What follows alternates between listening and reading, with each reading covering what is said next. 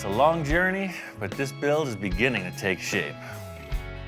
We started out with a Porsche chassis and a sterling roof. Victor loved the way this roof opened, and he wanted to build a whole car around it. So that's what we did. Because we're planning on making a mold of the body in the end, it's allowed us to use whatever parts we want to design the car. Now, we just got a part that doesn't belong. Making a lot of progress on this car, but looking at it front row center, we got a huge issue with this roof contour. Some of the concept cars Victor had shown me pictures of had this wraparound windshield detail, and that's what I'm throwing on the table. Right off the bat, I tell Victor I got this idea that the windshield, could look like a motorcycle visor on a helmet. They go up and down, and it looks space age. So by putting this round window, like you said, like a windshield of a helmet, right, that will match this perfectly. Oh, everything's curved, supercar, wrapped around window. The window comes up to get in and out, man, Sure. that would be like off the chart.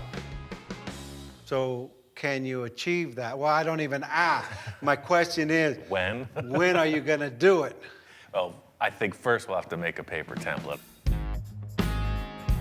Just like the rest of this car so far, we're going to build off of the sterling body, create something new. Victor and I discussed the possibility of using another vehicle's windshield. I just don't see anything that looks like spaceship stuff, so we're gonna have to build it ourselves.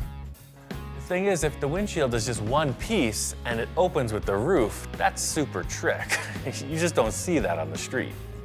So that's the thing. This is the pitch of your windshield at this point, so you see it's not a very big visual. Let's move it back 6 inches, move that line to there. Scribe right to the Okay, seam. right there. Okay, now we got a lot more pitch. See, there we are. Now that's more. In the core, it's gonna come up. Just like the rest of the car, the sterling is now just a template tool. So I'm laying up cardboard on it because I know it's even and symmetrical, and just seeing what kind of curve it'll offer. With this idea of this curved windshield, a flat rooftop just isn't gonna look right. It's gonna look like somebody sawed the top of the car off, so it's gotta all contour together to complement the nose. Like you're saying, and you got your freaking rise. Yep, we got our little arc there. So I'm just gonna make an exact template of this window, and we'll flip it over to that side, so this curve that's coming up around the back will then turn around the exact opposite. I think Victor's main goal with this roof is to do something you just don't see. He uses these words, these big words like iconic, timeless, supercar. His loose perception of reality is easily translated by my forehands. So you want to create like a little dome shape off the roof, like up there, like that, That's right? it, that's what's missing. I love the idea of this mock-up with the cardboard for the one-piece wraparound windshield. It's exactly what I was thinking. Motorcycle helmet visor. I think it's a keeper. Finally, we get rid of the ugliest part of the car, man. Let's just bury that sterling. We bury the rest of it. Just don't dig it up again. Dude, that was my inspiration. The sterling started the whole project, so that hurts. And the Porsche Sterling, how do you think it feels? Oh, it's done. I think I sold Victor on this idea. There's nothing to it but to do it.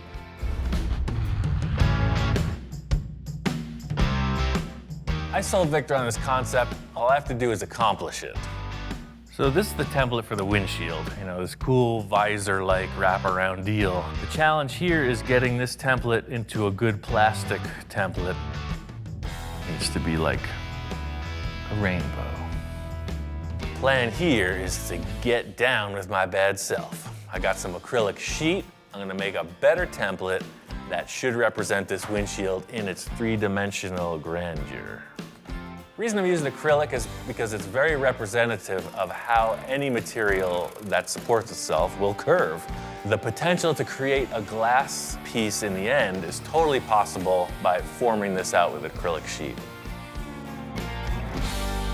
Like I was saying with the paper template, this acrylic template still needs to be refined. The main thing I was working with here was this surface and the wraparound to create the new roof. You can see here, all these mismatching spaces is just the simple second time around on the template. All I'll have to do is just take a tape border and increase it by that much all the way around. But that's the thing. We had to know what the plastic was gonna do on the roof edge before we could build it. I'm really happy with the way this windshield experiment is coming together. The whole thing is getting the roof contour to complement it. That's what's really gonna sell the concept. We know what the windshield's gonna do as far as what the acrylic template will allow. And now to build this top of the roof contour, there's a million ways to go about it. My first thought, maybe find another car roof, or maybe a giant shape that has this dome I can splice off and use. But I've got another idea. And I really want to try it out. Nothing says supercar like a big bundle of cardboard on the roof. I had 10 gallons of this stuff from another project. What it is, it's a 2-part expanding foam. So sort of like you put your catalyst in the body filler and mix it, that's the same process here. It's 50-50 ratio, 1 part to 1 part. I just don't really know how much it expands. Like, will this amount become that amount? I don't know. I like experimenting, bottom line. So if I do 2 of these of A and B, that's a gallon. I think 2 gallons.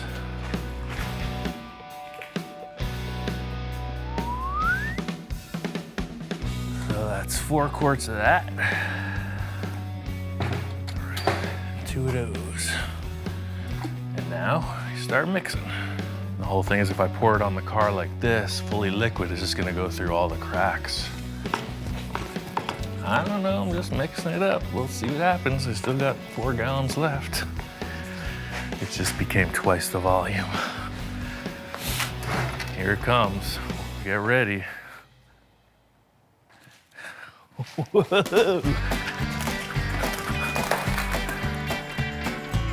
Wow, I didn't realize it was gonna be that fast. Wow, that was fast. Oh, we're gonna need more, totally. It's not stressing the barrier. It's growing just perfect. Uh-oh. We're about to experience a breach. It's still growing. The whole thing is, this is a huge challenge. It's the challenge of a lifetime, Just trying to keep it festive, keep it lively, always thinking of nonsense to get you through the moment. For the little 3-inch rise we needed, I think we've substantially overshot our goal. Shoot for the stars and you just reach the moon.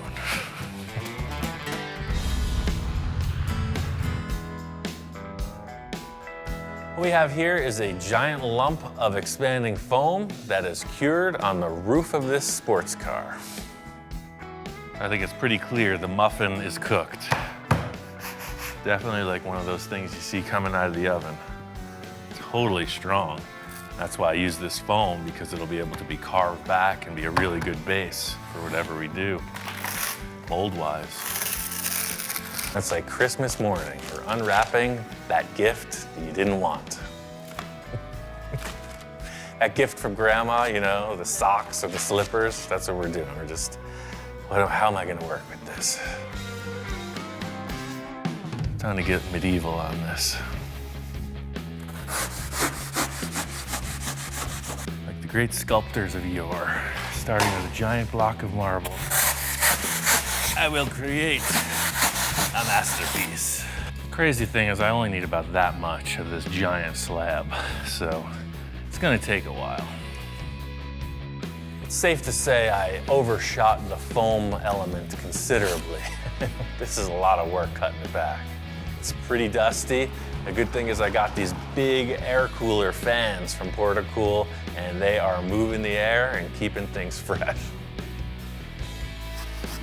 It's kind of like chiseling through rock at this point. You're just chunking away, getting these big shapes broken off. Got to smooth it out and get a little bit closer. That's what I'm going to use the belt sander for.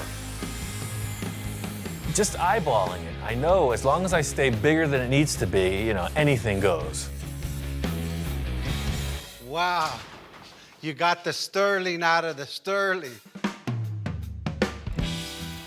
As I'm getting sort of close, it's perfect timing, Victor gets here. I'm always monitoring his reaction. Looks positive so far. I put foam on the roof and then sculpted that back. So this isn't filler, this is a 2-part foam. You mix it up and pour it on the top. You know, him just walking in, I'm trying to explain. You know, he doesn't know where I've been. I'm trying to explain where I'm at.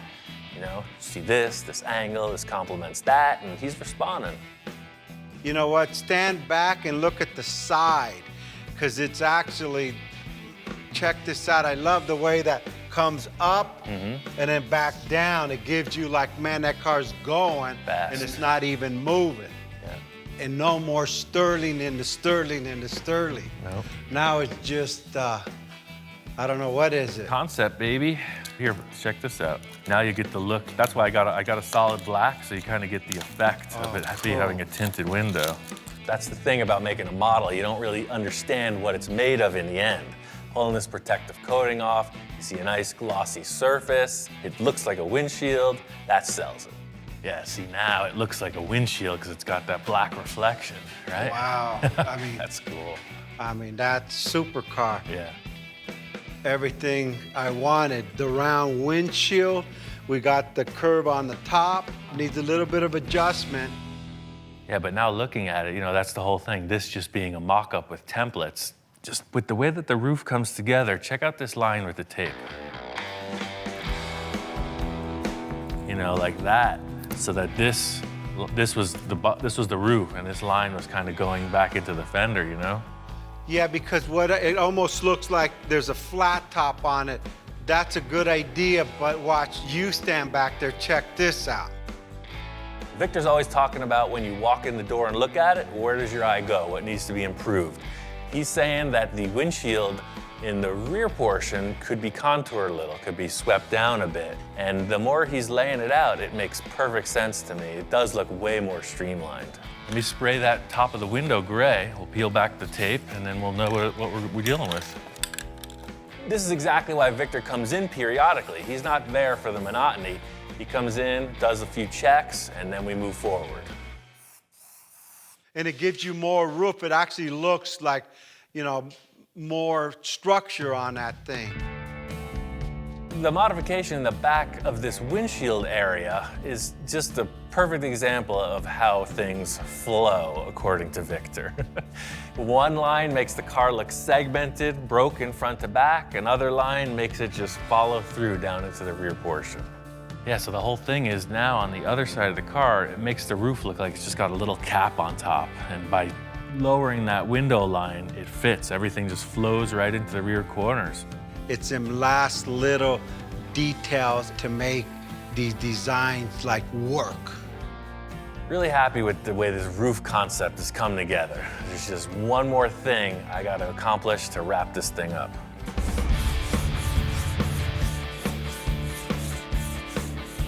Finished the bodywork on this roof. I'm really happy with this. It completely negates the look of the Sterling, and it complements the nose perfectly.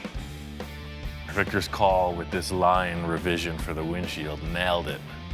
Definitely want to add some flavor to this cowl area of the car. I got a couple ideas. I'm just going to do something, and we'll see how it develops.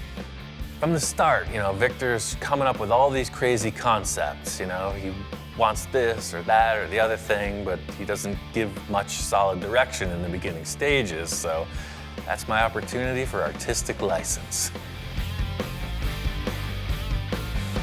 You know, I got an idea about the way it should look, and I'm just gonna build it out. At least we'll get somewhere. Victor wants to revise it. You're threatening to run away from home. It's a hobo stick with a bag thing. You going somewhere? I guess so. Beat it, kid.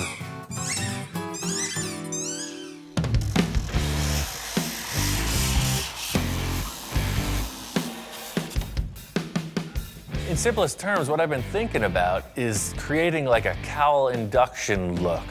On modern cars, air intake is right below the windshield, and I think this would benefit from a styling cue in that vein. What I want is for this windshield angle to be replicated in the vent here. So this comes down, steps up a little, and goes right down. So that's at a line. Take it off.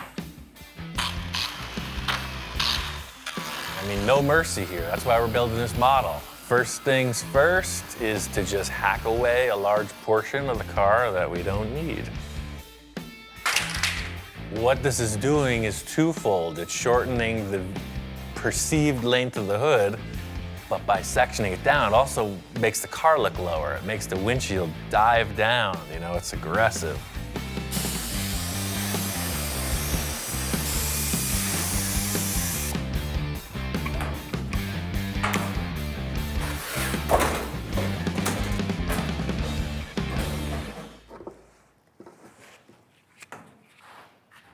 I mean, that vent shape, that's it. I love that. I just don't know what the client's gonna say. He's a little back and forth on things. I'm into it. This thing took it from this bland kind of hood detail to something representative of a supercar. The thing is, with this just being a mock-up, I want to throw everything I can at it. You know, this is gonna be a vent. Just using this honeycomb mesh, which is laying around the yard, you know, what it's doing is just representing a grill, and that's what's gonna be here in the end, some type of vent. Sprayed it gray just to stand back and check it out, you know, matches the rest of the tone of what we're building. Looking at it, it kind of needs another element. What this thing needs is something to make it look more faster. It needs fins coming from the center, like that. Just like on the tail end piece. Check this out. Always thinking about how to tie this whole car together. We've got this awesome rear exhaust port look thing. It's got these fins on it. It looks rocket ship inspired, like it's flying or something. So hey, why not put some more fins on the car, you know? I want these fins coming out of that vent I just built. Same idea. So this is one of the cutoffs from those things. I'm just gonna transfer that right onto that. Put these things in place and see if we got something.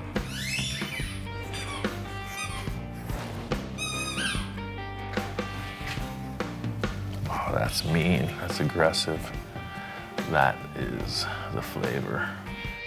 The whole thing with this is design, you know? I did it before with this piece. We're holding session here. Can you just compose yourself for 2 more minutes? That's all I ask. As I was saying before I was so rudely interrupted, same process as I did with these. Cut it, router it, sand it down, put it on the car. Pretty simple.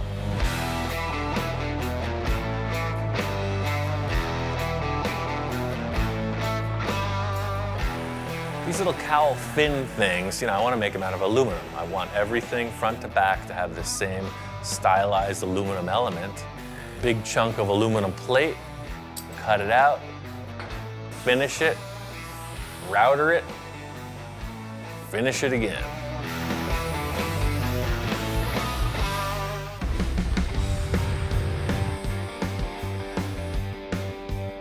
These little cowl fin things, you know, I want to make them out of aluminum. I want everything front to back to have the same stylized aluminum element.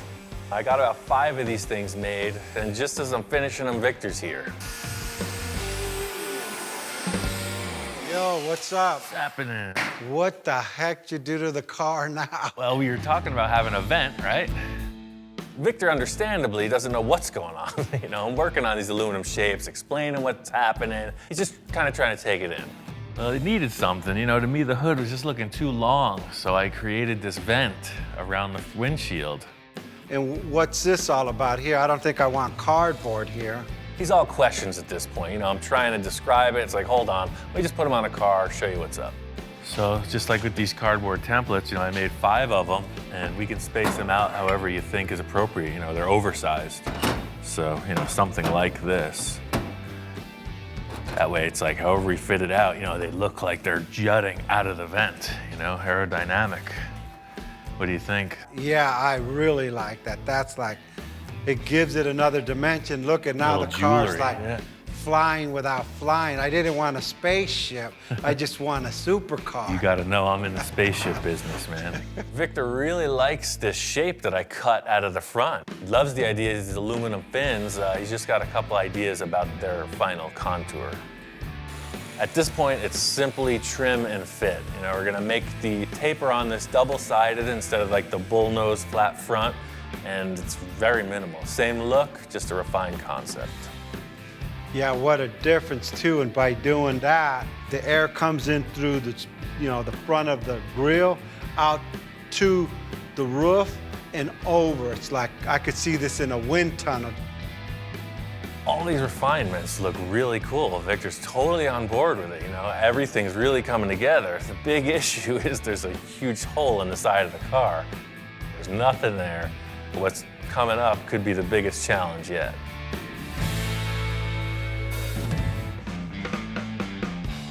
We got a little something. Check it out.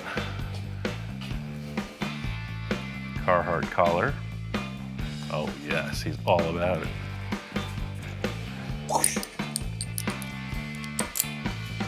Check that out. High fashion for dogs. But wait, there's more.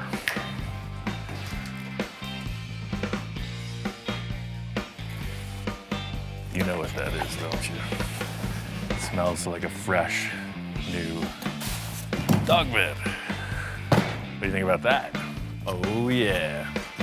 Oh wait, you're twice the size you used to be. You like it? Very good.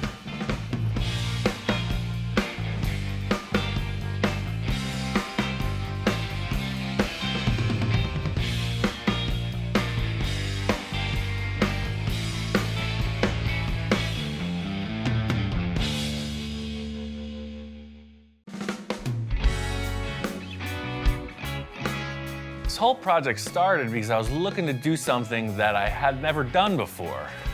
And this project has evolved into something a little more than that. Now we're building an entirely custom car body, and we're building a fiberglass mold on top of that.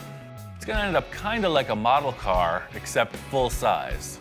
It sounds simple, right? We got our work cut out for us. We made great progress on the rear end of this car. Pulling that Porsche bumper really streamlined the effort. Coming around to the front end of the car, there's absolutely nothing there.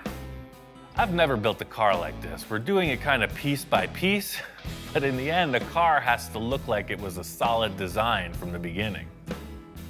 What really set the pace for the look in the back was just starting off with something, some shape to represent the flavor. I'm really hoping we can get some kind of shape that ties this front end to the back. Victor asked me to meet him in his yard. He said he's got some ideas set up. Let's see what we could find. I had the guys just put all like the fenders and the bumper together. Oh, I see. Look around and pick what you think we could use, and let's start from there. I called Ian to come out to look at my scrap yard to see what we could use for the fenders. Before I go out buying something, I figured, hey, I know I got something laying around. Walking around Victor's yard, I know what to expect. It's not exactly a scrapyard full of exotics. Check it out, you recognize these? So we're walking through, and the first thing he points to is instantly recognizable. It's a Volkswagen fender. The VW, I don't know. It's got a weird vibe on this project. I don't know what this is, but we don't put it like this. You kick it up and bulge it upward. It looks kind of small. Yeah, and all these freaking 40s fenders. They're Zephyrs. They got the shape, but they're just way too big. A modern thing like this would definitely work better. I told Victor we could use any body panels we want, but they actually have to be the right contour, the right panels, so we can achieve the design we're looking for. I got some other stuff in the corner there. Let's see what we got there. I've acquired 25 years worth of stuff My wife calls it junk. I call it treasures. Oh yeah, I recognize the remnants of this car, but see, this is kind of the thing I was thinking. See, this is a way more modern looking fender lip opening. But that's too square. I'm just looking for that round fender point. I just need the point. This could be closer to it, but even this doesn't have enough roundness to it. You know, I know these parts are pretty rough. I mean, like really rough. But hey, with Ian, you never know what he comes up with. Yeah, check these ones out. This, I think, would be more like it. I don't know what this is from. It's probably a newer, I don't know what these are off. It looks like they got caught on fire. Yeah. What the heck, both of them? Yeah, I got a little fried there. It's got these two burned up fenders. Even though they're not really pretty, they do have a more modern look. The Zephyr and the VW were very exaggerated, and these are a little more streamlined. It wouldn't sit like this. There again, we kick it up. You know, you open this up so it goes around the tire, and we got this little arch here so we could go down with the hood. That may be something you could work with. What do you think?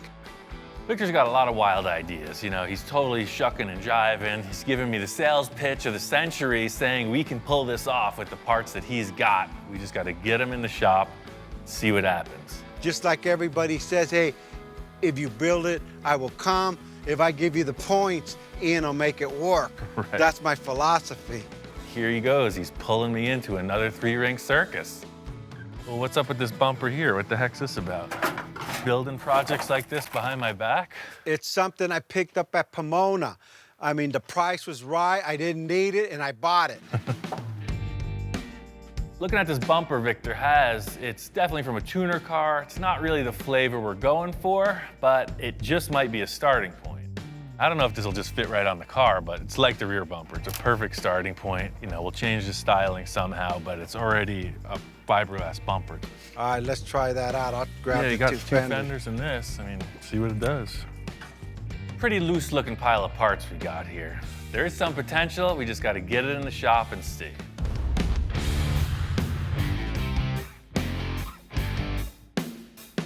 We made our selections and brought all these parts back in the shop to see. We're working with nothing here, blank slate. First order business is to try to mock up some parts. The Sterling's square, and that's just not what we're going for. See, 'cause, I mean, everything's out of proportion, but the way I seen it was like this. I'm just looking at this point going down into the hood. All this will be discarded. This is all I'm looking for, and actually up higher. The whole style of the front end we're trying to create here is sort of like raised fenders, super low hood height. Put these burned up fenders on the car, and it's sort of the direction we're looking to go. These are already way better than the Sterling because they're so much rounder. You know, we're getting away from this flat, faceted shape, and you got an arch, man. It's working. It kind of fits. This is how Henry Ford did it. I'm sure. The only thing he didn't have was cordless tools, man. The concept we're creating here is nothing different than any customizer's ever done since all this started. You know, you have some handmade stuff, but you're using production pieces and you're warping them into your own new flavor. I mean, looking at the rear fender, you know, again, you're gonna enhance it a bit, but it's a way better starting point than that flat Sterling thing. And still, I know you're gonna want it way more up in the center, but see how we can just do the same thing as the rear, just pie cut it, segment it, pull it down, and we'll just have to add some kind of curvature to the top. I can see these fenders getting us to where we need to go, but I really want to put on the nose piece too. You know, it's all got to work together. It's pretty loose, man. It's the face only a mother could love. Yeah, to be frank, it's terrible. I think the clinical term would be butt ugly. This front bumper isn't really what we can use. I mean, in the end, it's kind of less than spectacular. It's, for now, I'm gonna call it a placeholder. It's out of proportion. The fenders, something doesn't feel right. They did look curved out in that lot, but once they're here on the car, they appear pretty flat. These burned up fenders kind of have the look, but they're not really offering us that arched fender that comes down into this valley area in the hood that we're looking for. I'm gonna lay a sheet of aluminum in there, just try to visualize what these contours can offer potentially, and just see if it's gonna work. I get what you want to modify here, but there's still something about this transition that's bugging me. Putting these parts together, you know, it's a base, it's a starting point. I'm just kind of not feeling it. I'm just wondering if there's other options. You know, all this is really good developmentally, but we're using kind of passenger car parts. You were looking for the exotic stuff, you know, maybe the Porsche thing isn't that bad of an option. It worked, the original ones, right? It worked great in the back. You know, it's just a way more bulgy shape. It, you know, might just add to this. The whole thing with a solid mock-up is the light bulb goes off, right? Ideas start flowing, and it's just not happening. What we need is something that gives us the green light. I mean, this is a way more sporty shape than the stuff we're working with. Look, the light almost wants to be there. I mean, we don't want to give a Porsche look away, but. I like the position, the way you positioned it. It just, the lights are bothering me. It's not what I'm envisioning. Yeah, I agree. They're a dead giveaway. You don't want it to look like a Porsche, so I'm trying to figure out how to cheat it a little, you know? Car's definitely wider than it was, so kind of change the angle a bit, you know, exaggerate the proportions, and might work. This is way more representative of that transition to the valley you're talking about. I mean, maybe a Porsche fender is kind of the best option. Yeah, and then once the light comes off and then all this metal comes all the way down and meets the bumper, then whatever light we decide to put in here, and there's my valley, right? Sure. There's my valley. Yeah, maybe just tape over them, primer them like we did the back, just gray it out. These fenders seem like a good choice. I'm gonna mock them up, rough out some tape lines, just kind of see what it's gonna have to offer three-dimensionally. Victor's big concern is that he doesn't want this to look like a modified Porsche. You know, we're using these parts, but in the end, I'm sure it's gonna look like one of a kind. I could see that working, man. It's nothing that I would take home to my wife at this point. You know, one step at a time, man. Nobody said it was gonna be easy. I know Victor's pretty nervous about this mock-up. It's totally loose. I got a couple ideas. I think we could pull this off. I just gotta pull another rabbit out of the hat. You got a general idea of how this thing's gonna look. First thing I need to do is trim off a bunch of the material from the front of the roof. This is just like the trimming back of a freaking shrubbery. You get rid of the stuff you don't want. This whole roof shape is gonna change. But again, the parts that are critical that Victor wanted are still intact. Victor's always about the inspiration, so he's brought in a number of inspirational reference points. I got a couple of other ideas for him. Shop inspector's never seen anything like this. You know, we go for rides in cars all the time, and now he's like a giant monster looking at this vehicle. If there's one thing I know, this dog loves treats.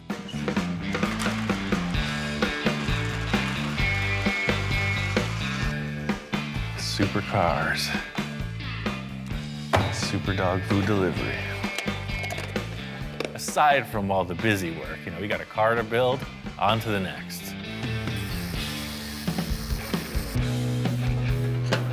First thing I want to do is get rid of these headlights, cut them out. I definitely want to do something way different on the nose of this. This is way better than those other funky parts.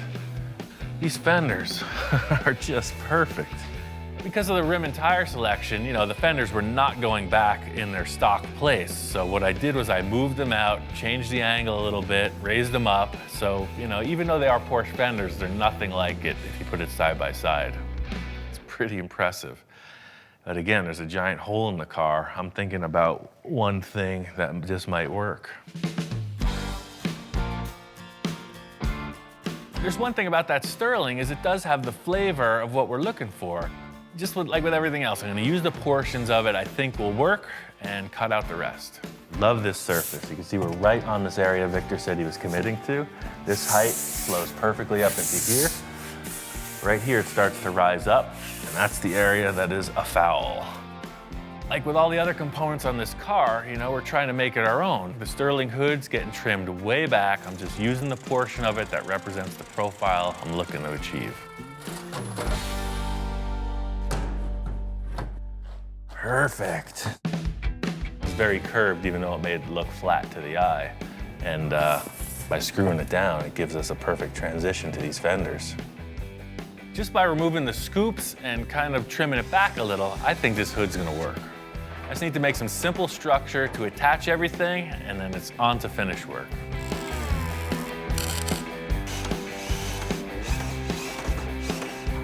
Using these aluminum sheets, it's the same process as in the rear, just trying to create a contour, something to build off, and the look that I want.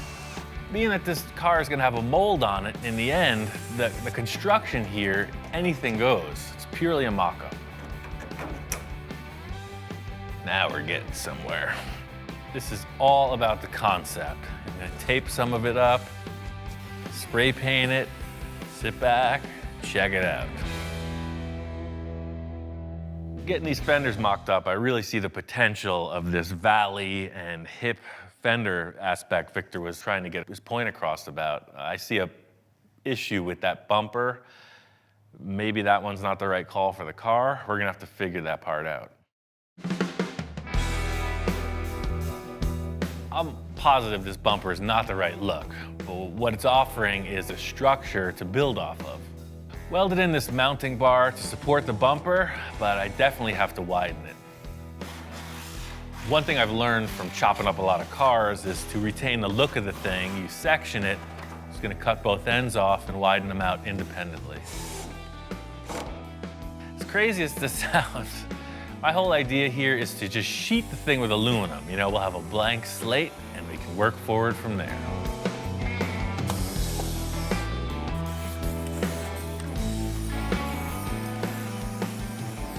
If you hold your hands just right and squint hard enough, it's really starting to look like something. And that looks pretty cool. I like the way this is shaping up. We're gonna match the other side and we're gonna get a lot closer. This car is definitely looking a lot different than the last time Victor saw it, and I am curious of what his thoughts are. Before Victor gets in, I really wanted to nail this concept, so I went ahead and did some finish work. I laminated the aluminum and the fenders with fiberglass and then went over that with body filler and, starting to present a finished surface. I took a bit of a leap of faith on all the work on the hood. I hope Victor likes it. Ian, what's going on? Hey man, just fleshing this thing out. Wow, what a difference.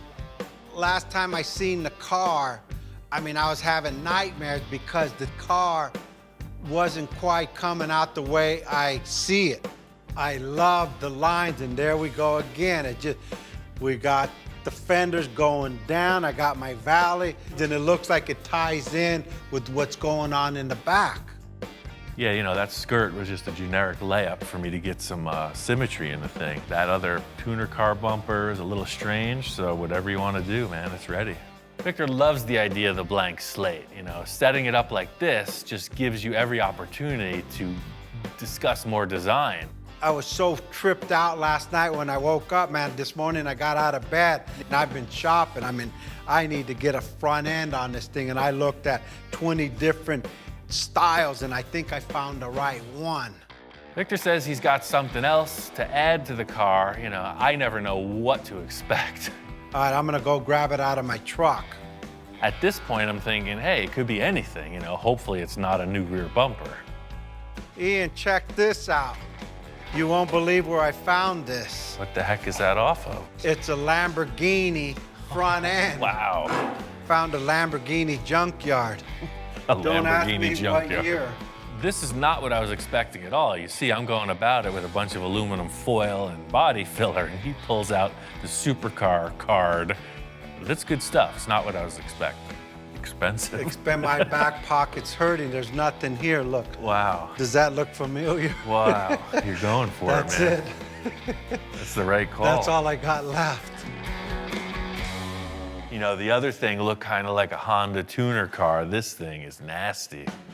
I love the way that those two things come together. You don't get that when it's separate. And there's your vents. That'll work for the two radiators on each side, right? For sure. That thing's mean. hopefully it fits and we don't have to hack it up like the other one.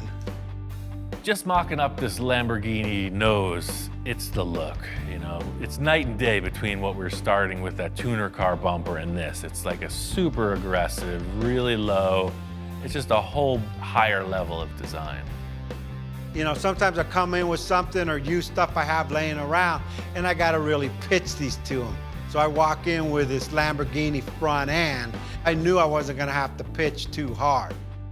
On its own, it looks freaking awesome, but to get it to fit with the car, we're gonna kinda have to change everything. We're gonna have to blend out all those hard edges. We're gonna have to cut back 90% of the work I just did.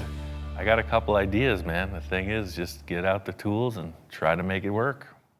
But anything you cut off on this thing, could you save it so I could at least hang it on my garage wall? Yeah.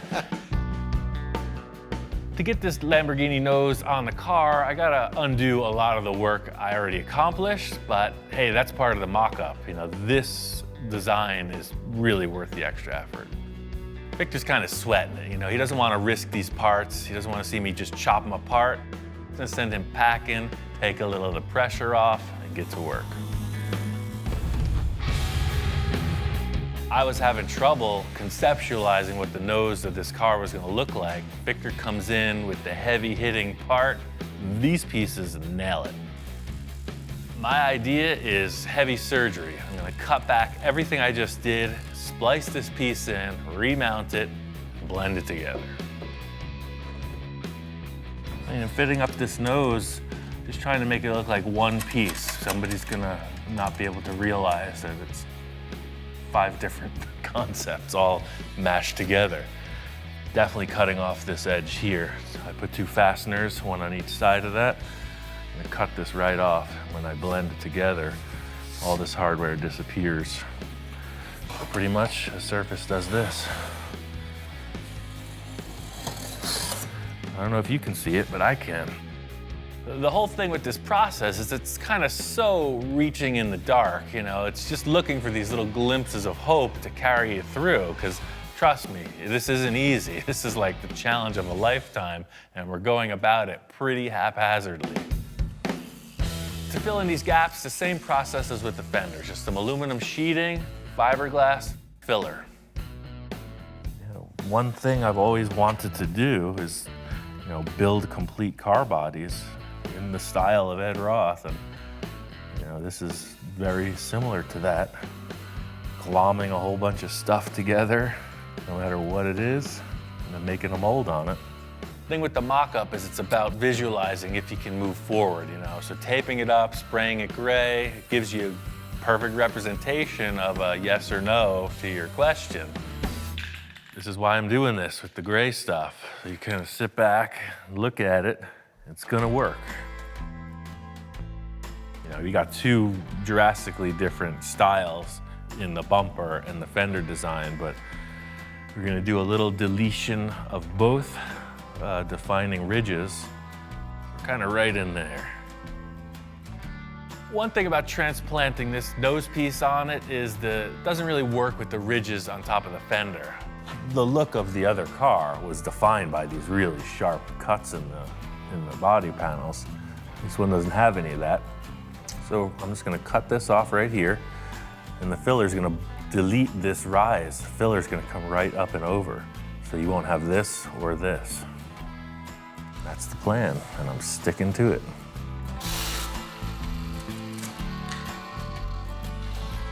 Victor gives me all these exotic car parts, and I get to destroy them. It's the best job I ever had. In trying to make this thing look a little less identifiable, on the side vents, you know, we softened the edges on that, trying to get away from that, round it off a little bit, and make it our own. I'm really happy with the progress we made on the front of the car. The nose looks awesome. It's really gonna define the styling for the rest of the car. The roof needs a ton of work, and there's no sides on the car. We got a huge challenge ahead.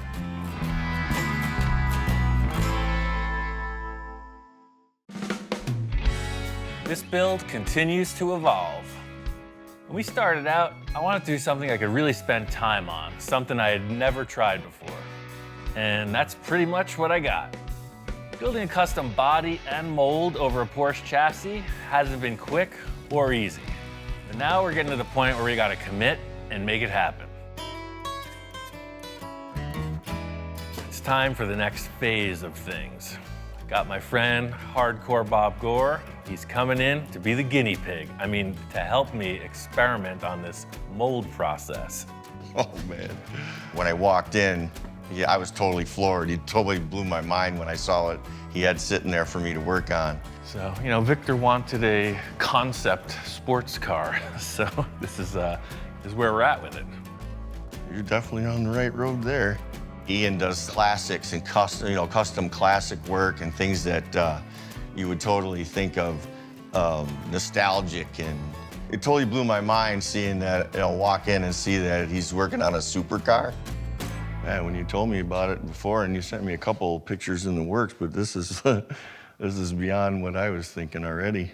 The whole thing with this is that this isn't the finished car. This isn't even the car we're building.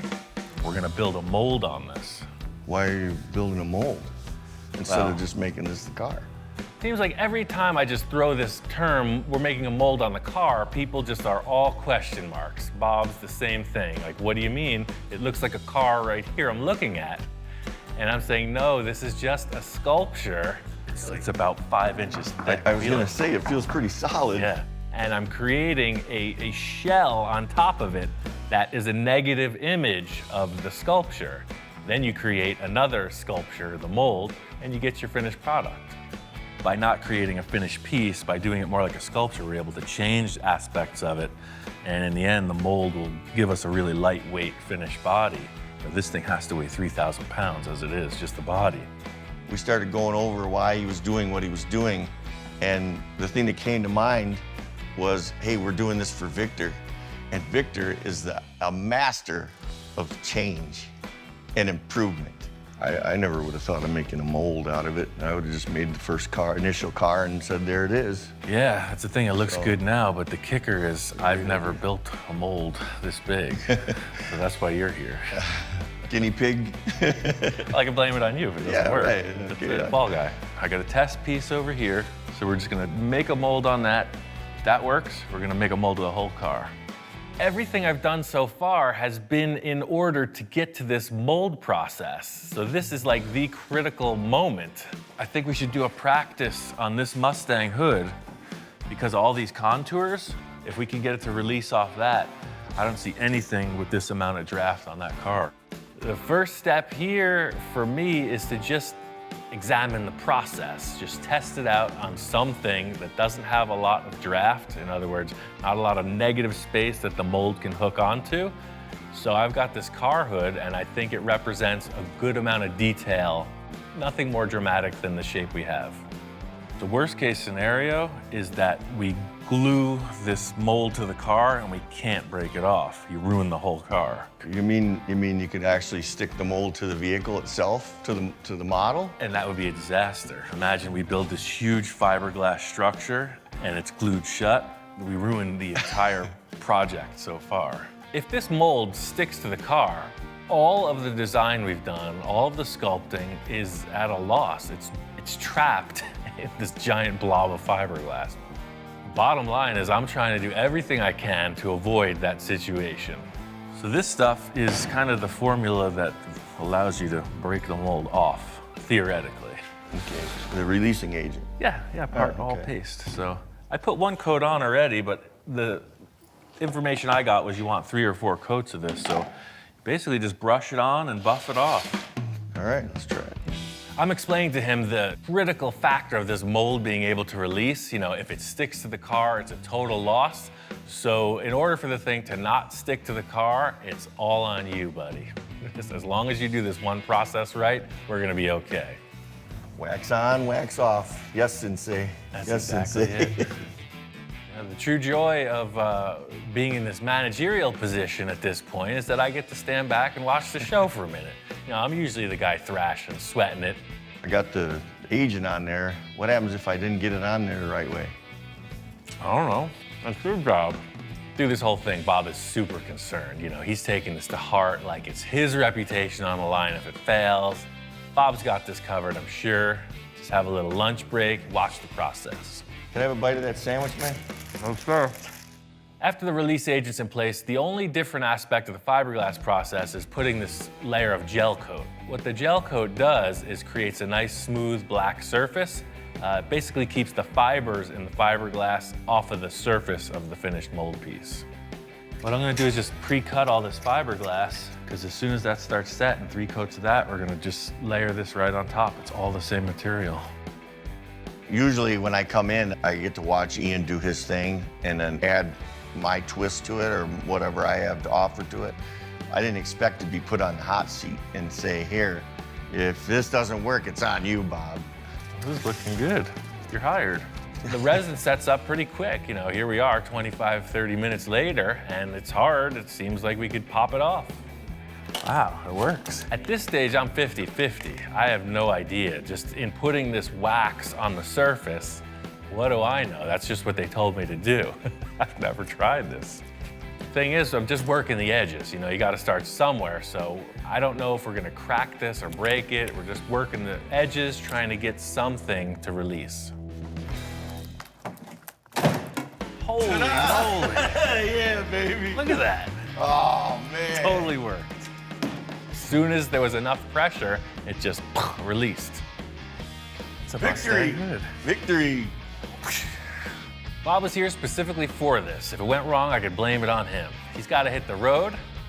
It's all smiles. You know, setting it on the car, checking it out. It's like, okay, we're going to do this to the entire vehicle. What we just did is just a drop in the bucket. This project has required a huge amount of body work. Every line on the body has been created by hand.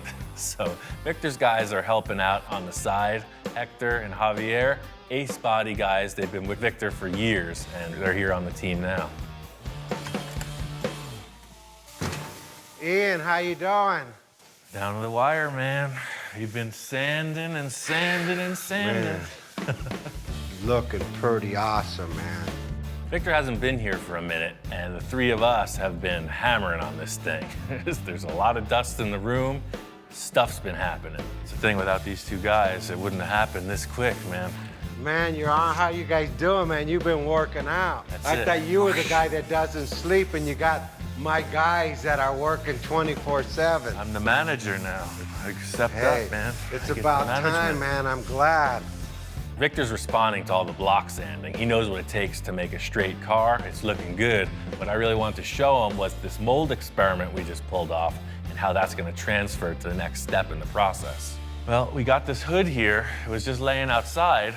We, Where'd you get this at? This is the mold. This is the whole process. You did this? Yeah, we did this yesterday. You're kidding. So I just had this old fiberglass hood, and you know, this was made in a mold, so we made a mold on it. And what we learned was, you know, obviously the gloss paint really helps with the release. See how smooth it is? I see. But what we learned too, see, it took some of the car with it. See this here? Yes.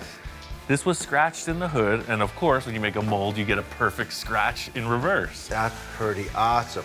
He's definitely relieved. You know, there's kind of been this like gray area on the end finish here, and showing him this mold, he is all charged up. The nicer the masterpiece is, the better the mold is. So instead of body work in the mold, we'll just get that perfect, paint it, and then do the work on the mold. Once we make the mold, it's permanent. The only question is, what are you gonna change now? Well, that's the question. You know me. It's your last chance. Yeah. I'm all amped up to get on with this, you know. I've got my salesman suit on, and I'm telling Victor, now's the time, man. It's gonna happen. If there's anything you need to change, speak now or forever hold your peace. All right, well, let me give it one last look then. Victor's sweating it, you know. He's a man who loves to modify stuff, and he's taking it to heart, you know. It's like the guy at his wedding, and he's not 100% sure. It's like, dude, is it yes or is it no? You know what, Ian? I'm committed. Let's go for it. No more changes. I'm done. Praise the Lord. The debate is over. Victor said he commits. He's going for it. The thing is, the mold requires that nice surface to release properly. What it means is we're gonna have to get this car painted like final nice gloss show car finish. It can't just be primered. We need a gloss because the mold reflects every defect. So just as if we were finishing the car, completed, detailed, lined, blocked, buffed, everything, huh? And I mean, the sad thing is, that would have been like finished, ready to like, you know, show the world, right? We're But just now, starting. We're gonna tear the whole thing apart, literally. I'm gonna Exactly. cry. I want this cut up so I can put it in my room. I know, that's the thing. All this work, and now we're gonna destroy it. That's it, Victor gave the word. Go ahead, get this thing finalized, get it painted. Let's get to the next step. Got this thing painted, dialed in. It's looking good. The whole concept here was the color choice will not be represented in the end. It's a gray tone. The main thing I wanted was a reflection. That's how you can look down the sides and be sure they're straight. That's what we need to get this mold going. This thing is really shaped up. You know, all that block sanding totally pays off when you get a clear coat on it. It's time to get on with making this mold. First things first, I want to get the car up in the air, stable-like, because I'm gonna have to do a lot of work and underneath and around the fender wells and stuff. I got these quick jacks. They'll lift the car almost 2 feet. Really cool. I don't like to have a lift in the shop, but they always seem to be in the way. So these guys, you just roll them out, put them under the car and lift it up. It's just like anything else. You work in as comfortable a position as you can. I'm gonna have to do a bunch of stuff up in the fender wells, under the rocker panels. So in other words, it's not so high up, I can't reach the roof. There's no pillar in the way you'd see with a standard vehicle lift. Full 360 access, about 1.5 feet off the floor. It's perfect for what I need. I think a typical car mold is built in like 7 or 8 pieces. I think we can get away with a 5-piece mold. In other words, the hood will split in half, left and right. The roof and door sections will be 1 piece, and then the right and left rear quarter panel will pop off independently. This is an exciting part for me because the whole build has led up to this moment. Instant wheel arch. The whole thing with the parting line is the mold has to separate. When you reassemble the parts, you want to be sure that they don't shift because otherwise you're going to have a big step in the surface. So my simplified keyway is using this board. It's a door jamb with ridges. So you have this series of ridges and then they index every time. In other words, it's not going to move up and down because it's keyed. The first step of the process is exactly like what you saw on the mock-up with Bob. Just going to put this release agent on. The one difference is this time it absolutely counts. Hey, what's up? Oh, what is this, Fashion Week? Come here. Shop inspector's here just for one quick glimpse at the magic. You know, he knows this is not the standard procedure. He's very concerned, so it's a toxic environment. Bottom line is I am going for this solo, unsupervised, no inspection, no quality control, anything could happen. Later, Wonder Mutt, it's been real. After the release agent dries up, first step is gel coat 3 times. 3 layers of gel coat, that helps keep the fiberglass fiber off of the surface. Gel coat is on, now 3 layers of this. So I'm cutting up fiberglass mat now, it's gonna be 3 layers. First layer I'm starting with is super thin. I noticed with that other test, these heavier panels were having trouble molding into the contours, and I want to be sure that it lays down. So the first layer is ultra light. The thing I'm responding to is how much effort this takes, you know. I've heard about hand-laid parts, how they're kind of superior and that they're a really perfect fit up. The thing I had no idea was how much material is used. This is 1/5 of the mold, and it's just taking a ton of product. It's gonna get real ugly before it gets better. Hopefully Victor doesn't get traumatized. Passenger side is 1/2 of the nose piece. I'm gonna do the same exact process on the driver's side. That represents the nose. Get those in place, pull it off. I got the front hood section laid up in 2 pieces, left and right, and now I'm working on the roof door section, which is in 1 piece. So Out of the 5-piece mold, number 3 is in progress. I laid up the passenger side like super overkill. I stopped laminating the ribs in on the second piece because I realized I might want this thing to flex a bit in order to get it to release from the car. So that's the thing, this first release is just gonna tell me what needs to happen. Is it the more rigid one or is it the more flexible one that releases easier? I'm getting wild style on this. It's totally out of spec for what the shop inspectors used to seeing. You know, there's like no process, there's no procedure. It's just glommed on the car and he is like super leery. So it's the moment of truth, man. Victor's on his way right now. We're gonna see if this is gonna part, see if it's gonna come off the car. Are you ready to witness the grandeur of all of this effort? What do you think? Thing is, no matter what the critiques say, you gotta work through this. We gotta make this stick. Maybe stick's not the best word, you know, non-stick surface. You gotta make it non-stick. Yo, Ian, what's up? Hey, we're ready to pull this thing off of the nose.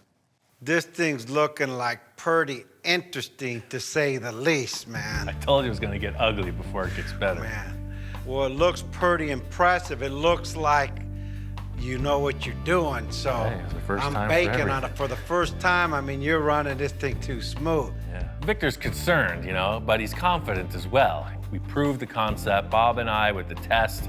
You know, he's just seeing this on a bigger scale.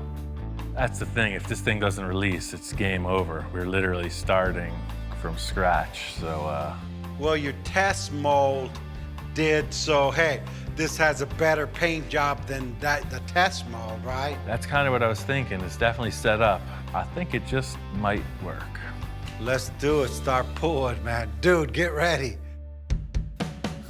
I knew when I was laying this up, it was grabbing in some places. I knew I'd have to do a little trim work to get it off, so going in, going around the edges, same thing as the test piece, just trimming back the sides.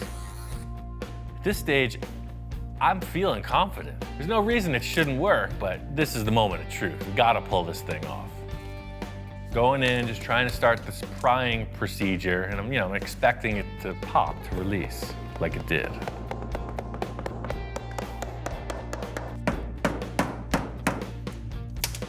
I don't know, dude, it's just not releasing. I might have to get out the grinder and just start sawing into this thing. I wanted Victor to be here for this. He missed the release of the first one. You remember, it was all smiles and celebration, but it's not the case right now. You want me to call another guy here to hop on this so 3 or 4 of us could pull on it? Victor's not a guy who's known for his patience, you know? He's like, problem, remedy it. He wants to call in some help. Javi, could you come over to Ian's shop? Okay, yeah. All right, bye. I have no idea what's going on in there. I've never built a mold before. Javi, how you doing? That's perfect. All right, 1, 2, 3. Victor's totally results oriented, so he's there, you know, oh, pry a little, pry harder, let's get it. Oh, see. He's cracking the mold. Hold on. Something's trapping it here. One thing I was thinking from the start, these vents, they do have draft, they do have a bit of undercut. I'm thinking, quick solution is to cut that area out. We can always patch it in later. Oh, yeah. I think that was keying Yeah. it in. Thing is, I trimmed this out and it's still stuck. It doesn't make sense. We have a perfectly smooth, polished surface. What's it stuck to? We got the mold on the car and it's not releasing. This is not good. We're at the risk of losing everything we've worked for. We gotta get this thing off. Yeah, that side's coming up. It's just in here. Oh, did you hear that? Yeah, There see. went, the whole thing came All up. right, let's go on the count of 3, all of us, I guess. 1, 2. There it is. When it released, it's like, oh, perfect. It's exactly what we were hoping for, you know, a half hour ago. It was glued itself to the paint. How, where? You know, we will pick it up and we'll look back at the car and I see the paint has totally delaminated. I mean, it's a mess. The only thing I'm thinking is the paint not being cured up, it became like a glue. I guess the heat from the resin kind of caused it to become liquid again, and some of it went with the mold, some of it stayed with the car, so it was literally, that was the lock. It was a freaking suction cup. And look, it's not even stuck to the mold. It just came along for the ride. So the mold is in perfect shape. Getting this one piece released, the alarm bells start to go off. This is a problem over the whole car. This isn't unique to this panel. Let's break everything right now. Second piece comes off. No, I'm multifaceted, back in the salesman's role, and I'm like, no, don't look over there. This is what you're looking at, and the mold is good. Piece of cake. Might not be the prettiest, but hey, I know we got what we needed out of this. I think we made it. It was a little sloppy. We got it. Next, we got to get the roof section off, but it's as stuck as the rest. There it is. All right. Getting the roof off was a huge thing. Now I just want to work through the rest of the car. My idea with the mold being in 5 pieces, 3 in the front come off independently. I just want to get to these rear portions. This is the biggest panel in the car. These 2 rear quarters, they go literally from the rear license plate right up to the front tire. I hope it releases. Thing is, I'm in the thick of it, literally. I thought it was gonna be, oh, we put it on and we take it off, and that's not the case. This is a stumbling, messy dance. All right, that's the way it's supposed to work. We're getting results. We're not out of the woods yet. I just got one more rear panel to go, and then we can see if this mold is actually gonna work.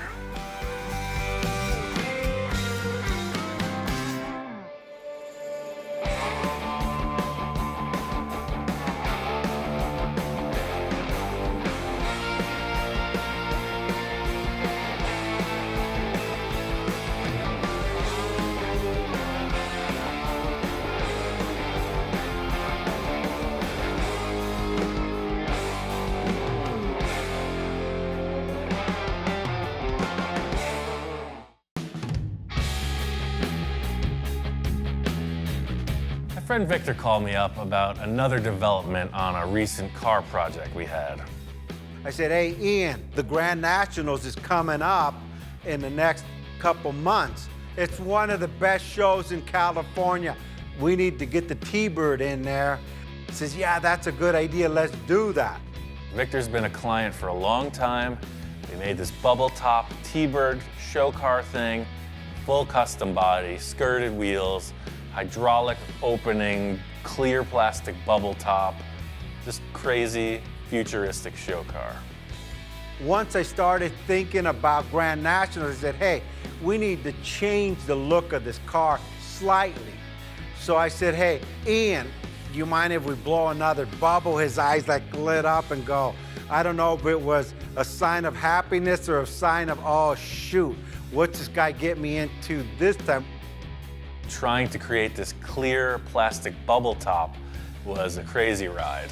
We figured it out, very grassroots in how to accomplish this. Had a couple failures, a lot of research and development. The way that we have set up, it's very limited sight inside the oven. Until the thing cools off, you never know how it's gonna stay in shape. It's sort of a Wild West shootout trying to figure out when to turn the heat off, when to raise the lid, and you never know what you get till you take the box and open it. The one we want to blow has got to be into proportion with what that car really is. It's a spaceship coming down to Earth.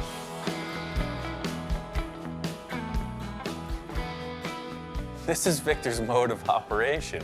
He just does this with all of his cars. It seems like he just continually refines these vehicles until maybe he's happy, and then refines them again.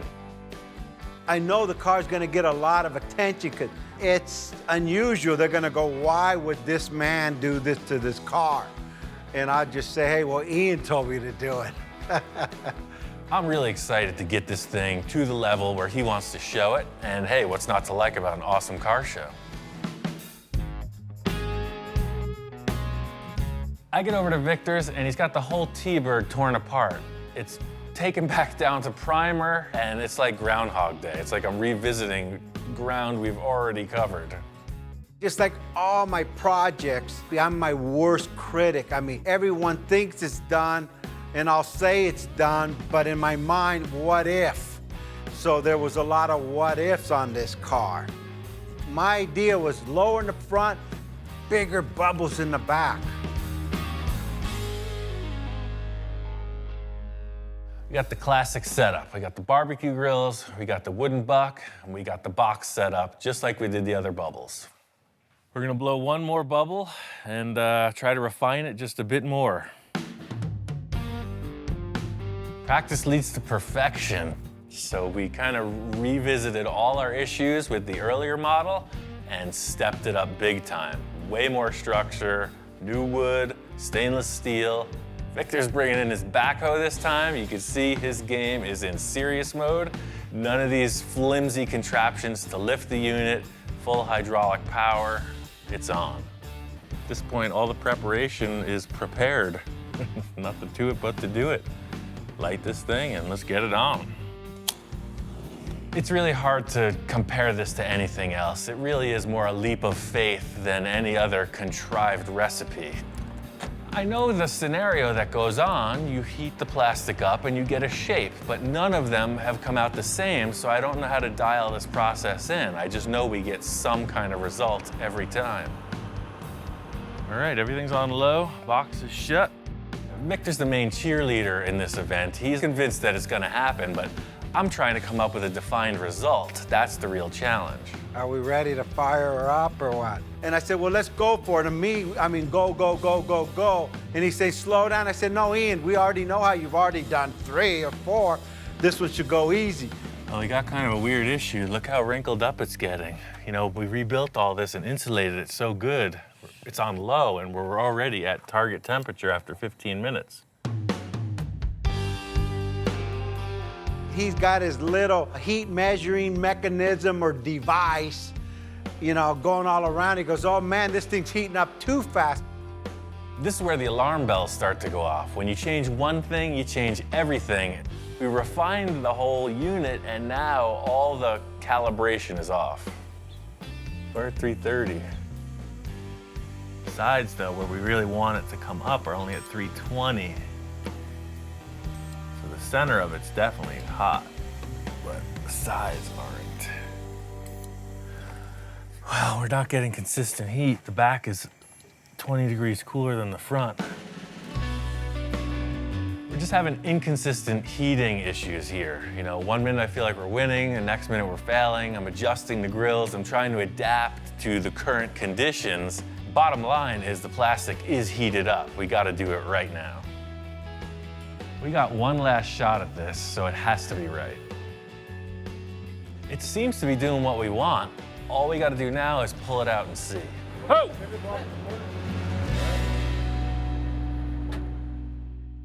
Captain, did we get it? We maximized our potential. Just leaving it up here for a few. I'm gonna let this thing cool down. It's good. It just, the top bubble needs to go in just a little. You want it to be a little bit smaller? Yeah, a little bit smaller on the top bubble. Everything looks good. Victor is looking it over. He wants the front of the bubble to be a little bit smaller, so I gotta let some air out of it. Yeah, I think it's about there. We pull it out of the oven, and in looking it over as time passes, it's deflated. We lost all that definition, man. Let's try to blow it up again. It all went away. I took a shot, tried to add more air to it, but it's already hardened. It's not blowing back up. Ah, man, we didn't get it. It's off the buck. There's no more shape in the back. I think it's a loss. We get the bubble out of the oven, and it's not only deflated where he wanted it to, but it deflated where we don't want it to. And at this point, you know, I just look over at Ian and I didn't know if there's anything more he could do to save this bubble. It's cooling off at a rapid rate. Last-ditch effort. The only thing I can come up with is put it back in the oven. Try to reheat it, try to save it. Ian said, turn the barbecue grills back on. We're gonna reheat this thing and inflate it again. I know this is our last try at this. This is our last sheet of acrylic. I'm not giving up. We gotta get this.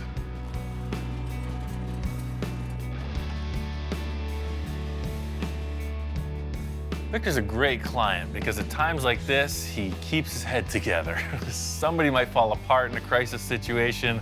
This is how he rolls. I'm that guy that just thinks these crazy things up and hope they work. I mean, I'm even crossing my fingers now. Where we're gonna end up, nobody knows. I think Victor's kind of an adrenaline junkie. He just likes to go for it. I'm running around trying to get this thing heated evenly and then slowly let the air in. It looks like it's working. Seems to be doing just what it did before. It's taking its shape again. It's a good sign. Just gonna let it cool like this and not take the air off until it's solid. I am totally lucky that this thing reinflated. Completely dodged a bullet. It was a total fail. Looks like it's gonna recover. And I'm glad that we did what we did, because originally the front bubble was too big. It was gonna look like a baseball cap. And it did deflate probably 2 or 3 inches. Way better, yeah. Victor and I are walking around looking at it, and it seems like we got what we needed, but you never know until it's out of the box and right side up.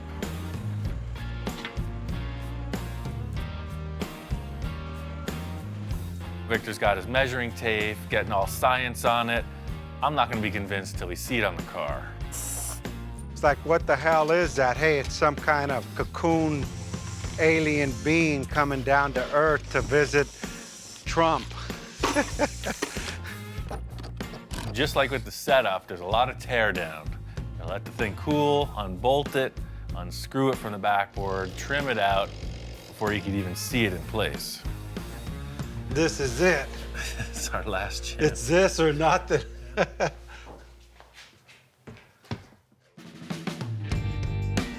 We go and put it on top of the car. No one says nothing. It's like, I didn't want to look at him. He didn't want to look at me. This is a really crazy shape. Bringing it in next to the car, checking it out. It's definitely wild. I just don't know if we need it that wild. Firstly, we're trying to create this unique shape that no one's ever done. And secondly, we're trying to make the car look better for it. So it's kind of a twofold approach. The ribs I love, but to me, the car's got a flow. The back flows, it's a little high on the front. I'm not sure it's working. And I said, Ian, you achieved what I wanted you to achieve, but it doesn't go into proportion with the car. It's flowing in the back. To me, this should be coming from this point. Just because Ian wanted a bubble and a bubble and a bubble and a bubble, I couldn't live without he it. gave me all these bubbles, and I'm like, no, I don't know. I have one too many bubbles. Sometimes bigger isn't always better. I mean, it's an amazing plastic sculpture for sure, but it sort of dwarfs the proportions of the vehicle itself. I got an idea that just might remedy the situation. Looking at this latest bubble on the T-Bird, I'm not sure it's working. I got an idea that just might remedy the situation. Whenever he says he has an idea, I don't know what to expect, but I almost know it's a solution.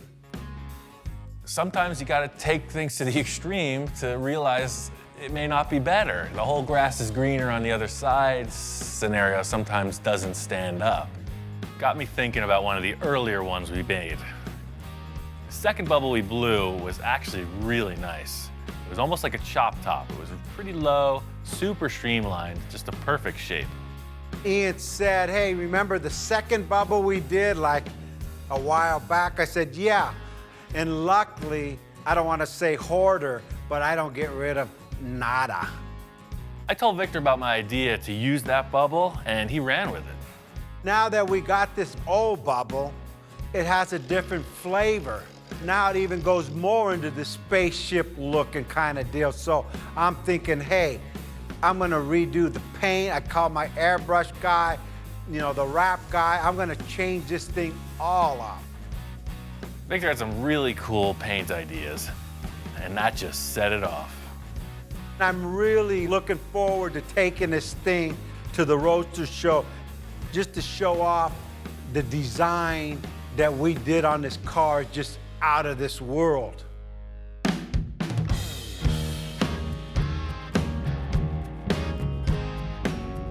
It's a 3-day event. Victor's gonna get here over the weekend. I wanted to get here right off the bat. As soon as the doors open, before it gets too crowded, I wanted to check this car out.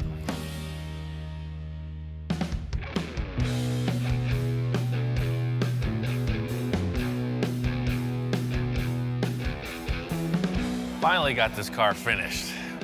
The reason we decided to go with the smaller bubble is it just looked more streamlined. We made all those crazy accomplishments with the ridges and everything else, and in the end, we just felt like maybe that showed the car off better. It's got a really slick, low, streamlined look. The show just opened. We got loaded in. People are on their way. I'm interested to see what the response is. The cool thing about this car show is everybody's here. A lot of old friends. Rich Evans, Gene Winfield, all the folks from the magazines, a lot of folks that watch the TV show. My friend Bill's even here. He's a client I'd worked with on a few projects in the past. He's checking out the bubble top and he's all questions. This looks different than when I saw it. Yeah, he keeps changing it. The main thing people are asking besides what is it is why the heck does it look so different from the prior build on the TV show? The answer is Victor. He's always changing his mind. I hate to say it, but Victor, you keep doing better. Well, that's the thing, he's never done with this thing, so. Looks great. For me, the choice in the bubble seals the deal. This car looks fast, standing still. Victor topped it off with this amazing graphic, the vinyl wrap, and then he candy clear coated over it.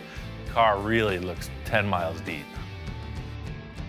Enough of this T-Bird. I mean, I've freaking labored over this thing for years. It's nice for me to see it complete. I'm here for the car show. I want to see what's fresh and new.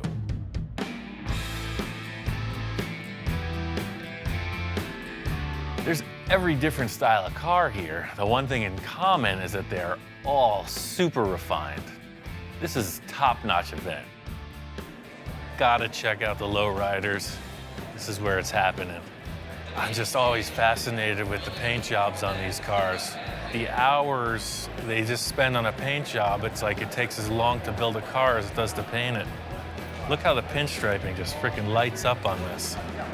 It's out of control. Look at the engine lid on this thing. That's probably vacuum formed, but the same thing, it's definitely acrylic. Early blown VW engine. That's freaking epic. It's like a bubble top for the engine. There's tons of 50s cars here. You know, that's when the scene was really in its heyday. So the Tri-5 Chevy exhibit is in this building, and you can see they got them dialed in. In a room full of Tri-5 Chevys, guess which one I'm looking at? Oh yes, this is my pick.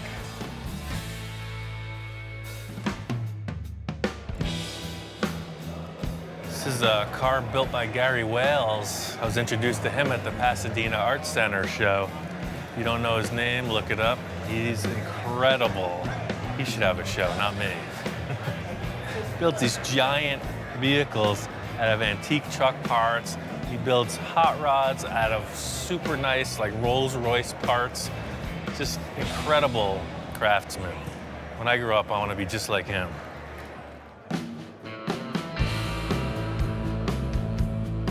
The Amber Award is not a color, it is an acronym.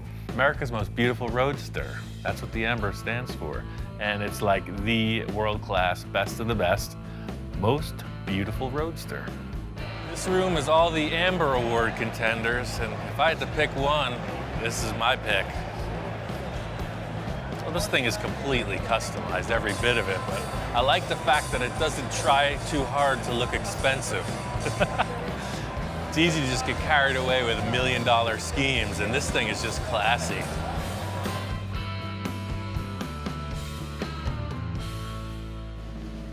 This is what we need more of. Walking around the show, I mean, there's a lot of nice stuff. It's also pretty predictable. I walk up on this one thing and I don't even know how to react. I've never seen anything like it. Whoever built this car is my hero. It's got a bar, it's got a telephone, got a chauffeur's seat. This is the epitome of pimp styling. This makes me want to dress in a white tuxedo and entertain the ladies. What were they thinking? I need to know what they were thinking when they made this. This is one of those crazy 1960s concept cars. This is from the World of Wheels car show circuit, so it was really just like crazy stuff to get people in the door. So you see this thing on a poster and everybody wants to go to the show. The company that's doing all these restorations is Galpin Autosports. They have a whole showroom. It's like a giant museum of awesomeness. This is the ugliest car Ed Roth ever built. It's the Orbitron. From concept to completion, it changed somewhere, and now it's iconic, fully restored, kind of the missing link in the Roth series. This show is off the hook, top-notch stuff. Pink Panther car made my day. My job is done here. Victor told me to meet him at the shop. He's driving it. And seeing this car in the sunlight, it freaking pops. This thing looks even better in the sun, man. Wow. You don't get it in the building, you know? The freaking thing lights up. It runs pretty good too. I almost got in 3 accidents coming home. I knew I shouldn't have drove it. Check it out. Here's our placing. He said you won an award. Wow. Yeah, we What the won. heck? First place. And hand-built customs There's a lot of competition in that room. like crazy. There was a lot of high-end cars there, so I mean, to even place would have been an honor. First place is kind of like, wow. What else was in that class? Well, we were in the honor of Mr. Gene Winfield. True fact of the matter is Gene wins either way. He's the guy that showed me how to do the bubble top, so he takes some pride away from this whole thing too, because it's like, you know, kind of took me under his wing, showed me how it's done, and it's a great car as a result. Hey, I mean, you deserve that, the effort. I mean, you built this thing, what? 4 times. 4 times? Well, let me see, 1, 2, yeah, only 4 times. Right.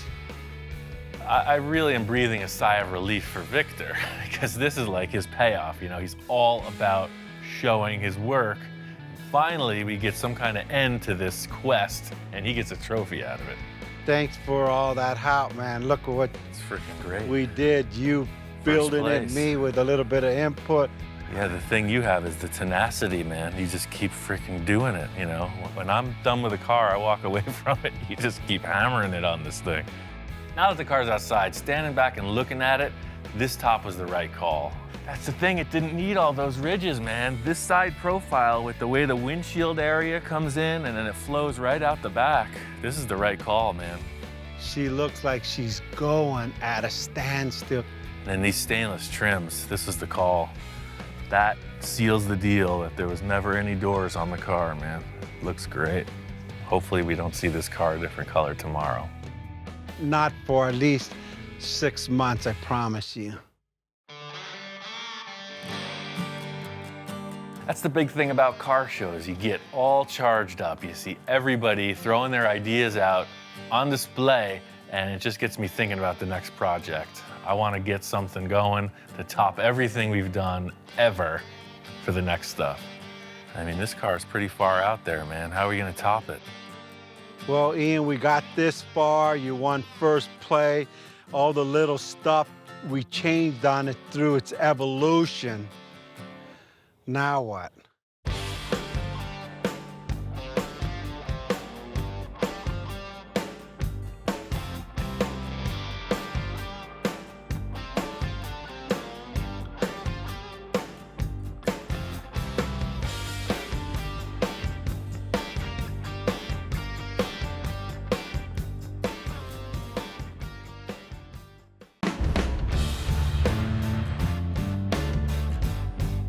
I'm looking for a new build. A lot of the projects we've done in the past have been in a 1 or 2 month time frame. I'm really trying to do something that can expand on the process and go into uncharted territory. I've always got a few projects on hand. Right now I have a 29 Ford Model A Roadster pickup and a 29 Ford 2-door sedan. These cars are hugely popular the last few years because you can go a million different directions with it. You lower this thing, chop the top, big engine, wild paint job, you got a nice vehicle.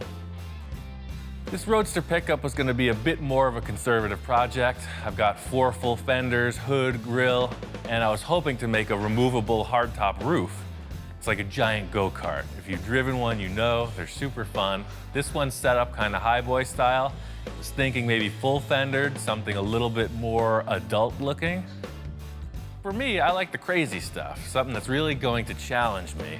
So I've got a few hot rod projects, I got a couple other ideas, but I really just want to see what a few of my friends have going on also.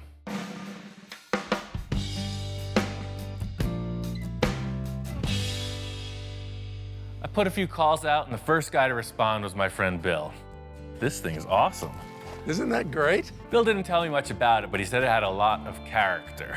And sure enough, pulling in the driveway, you're facing this ominous front grille. What's not to like about big trucks?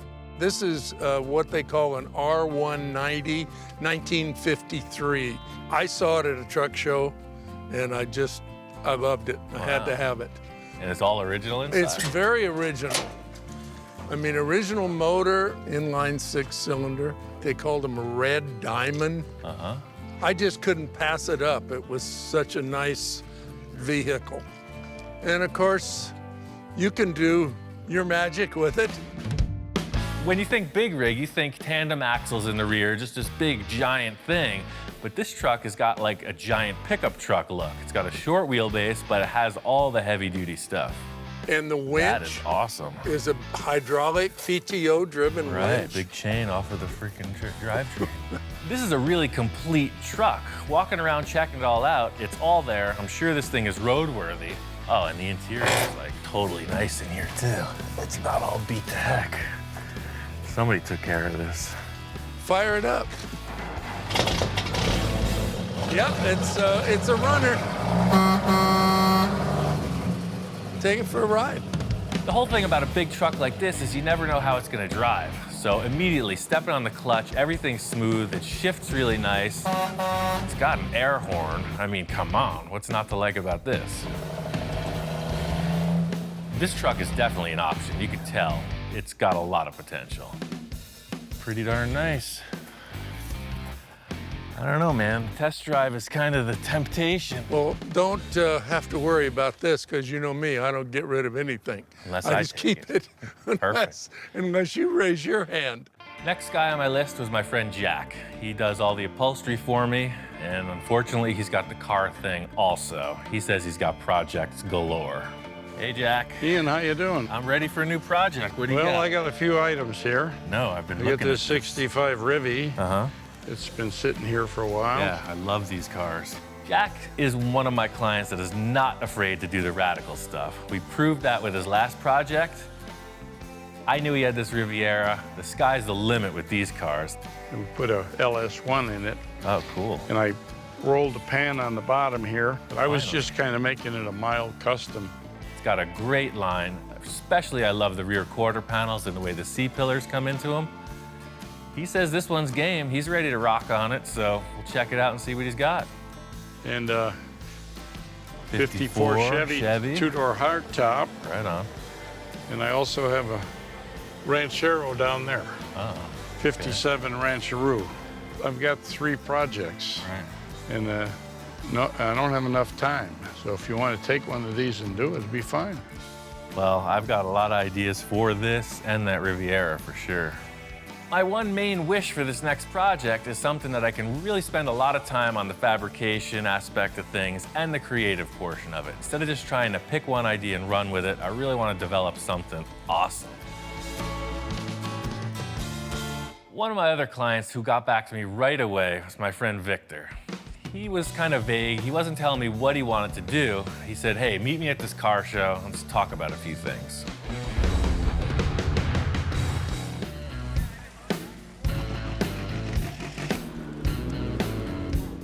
I was searching around for clients who wanted to do a new project. Victor called me out. He said he's got a couple ideas. He was kind of vague. He wasn't telling me what he wanted to do. He said, hey, meet me at this car show. Let's talk about a few things. Victor's one of my wildest clients. We've done a lot of really crazy stuff, and he just can't seem to get enough. So him calling me out to this car show, I'm just wondering what's brewing. Ian, how you doing, man? Good morning. The reason why I wanted to bring Ian out was to get some inspiration. I won't tell him what I'm gonna do. I'll let him feel it. I mean, we've done so many other projects. I want to stretch his ability to the next level. We walk right in the gate, and there's a beautiful Mercury Custom. I know Victor's all about those, so I'm figuring, yeah, here we go, another lead sled. I think we need a different flavor. Rolls Royce. I'm not ready for that. You're not ready to be chauffeured around? You still want to drive? You're always asking for more room. How about just making smaller cars? I mean, you could do like this. You could do 10 of these in the space it takes to put one Merc. This car show is all over the map. It's kind of a game of pin the tail on the donkey. I just don't know where the donkey is. Yeah, check this out over here.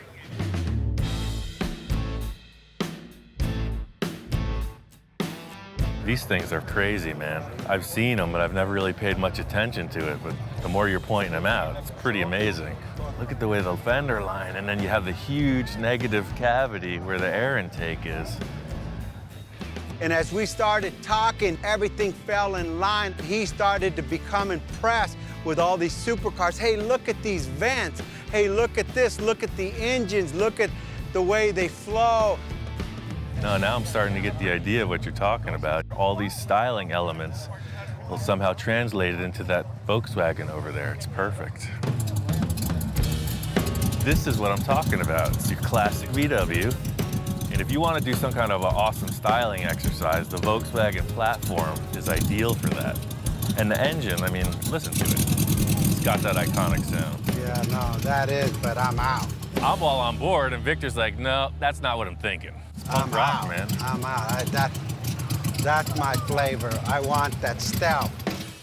Victor always describes himself as that old school lowrider guy, right? He's got the Mercs, he's got a lot of cool 50s, 60s customs. Then he's telling me his wife has got some idea for this stealth vehicle.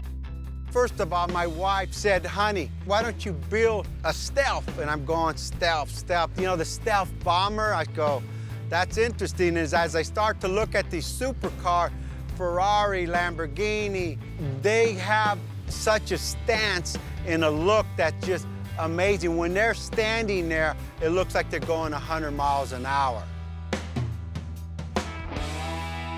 Victor brings me over to the Batmobile, the iconic 60s show car, and he's telling me this wild design, this anything-goes mentality is really where we're going with this next project. This car has inspired so many people to do custom build. This is why we're here, because of this man right here. Sure, right? No doubt about it, yeah. And if he could do this, we could do what we want to accomplish also. It's a little relief to come to the Batmobile because I know it's a hand-built, it's a custom-crafted vehicle.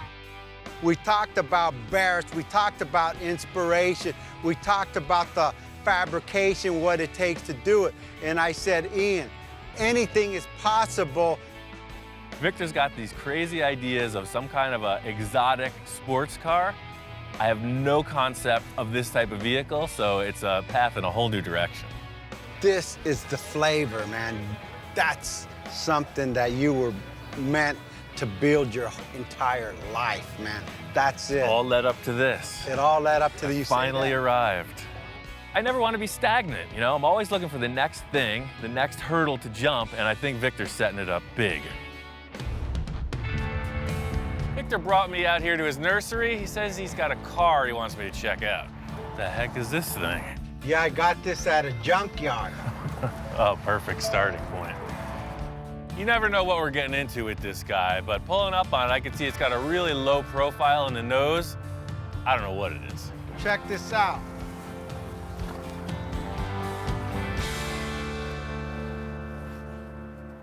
What the heck is this, a Sterling?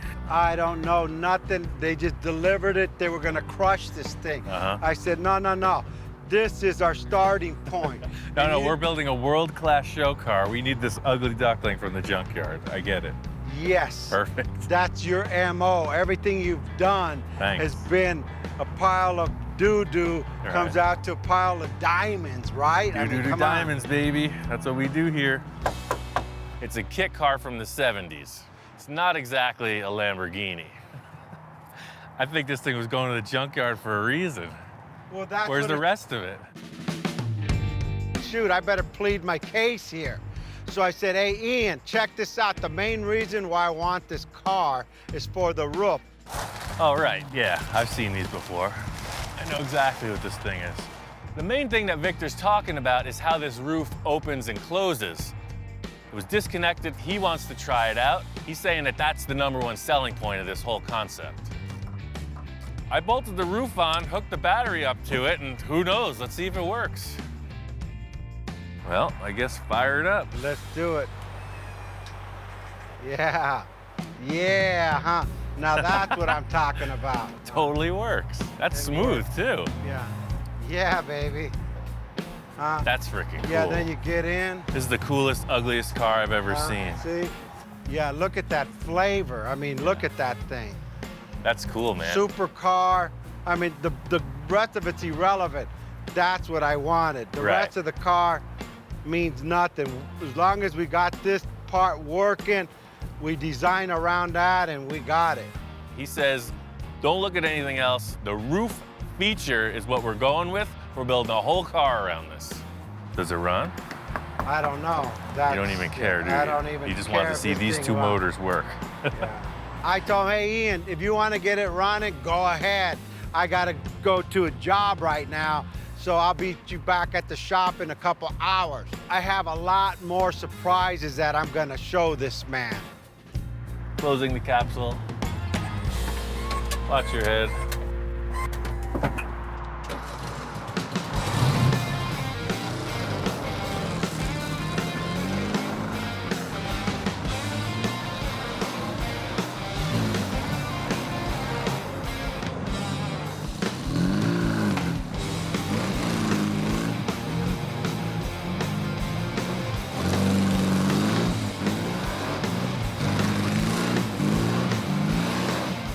It moves around pretty good, but supercar it is not.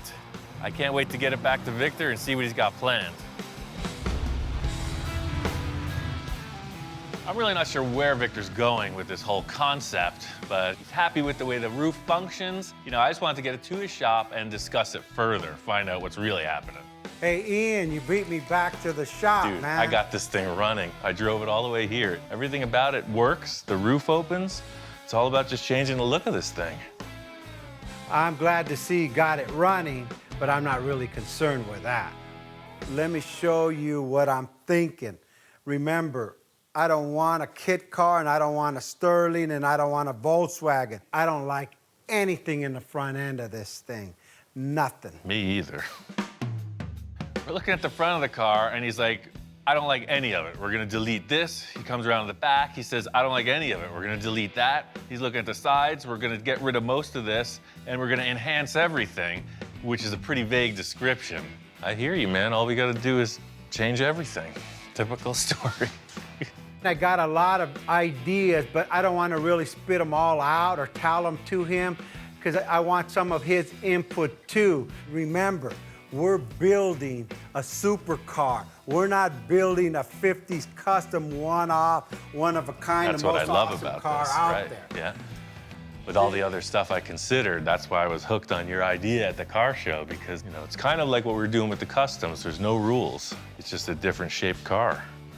I was a bit skeptical when we pulled the cover off of this, being that it's a fiberglass kit car, but, you know, performance vehicles are super strong, super lightweight, and this really is right in that direction. But fiberglass, I know this is sturdy. I mean, is that supercar material? Well, think about it. Everybody who's done these concept cars works with this. Even modern Corvettes are some kind of a composite, and that's why they use these types of That's materials. We haven't built any cars out of fiberglass, and I think it's a really good challenge. It's unlike anything I've ever done. I think it's gonna be cool. And Ian, you know, sometimes I change my mind. You can pretty much upgrade everything on this kit car, but it's never gonna handle like a high-end sports car. As far as sports car goes, you know, you have this VW Beetle, 4-wheel drum brakes, and about 50 horsepower, so It's not really a performer, but it does run darn good. This is kind of a weird thing that they just put this box here, but you get rid of that. I know we can hop this motor up and make it really fast, put a cool custom gas tank and just open the whole back of the car up, man. Remember, we're building a supercar. Right. If we go to Super Show and we open this hood up and say, look at my motor, they're gonna laugh us to another country. And I'm not leaving this country. Yeah, perfect. This has potential to do whatever we want to do. It's an open canvas. And Ian keeps talking about, hey, we could do this cam and these headers and do a carburetor on this Volkswagen engine, and I couldn't take it anymore. I said, Ian, no more Volkswagen, it's a supercar, hang on. I pull out my phone and I said, just a moment. You know what? Let me make a phone call. Hang on a second.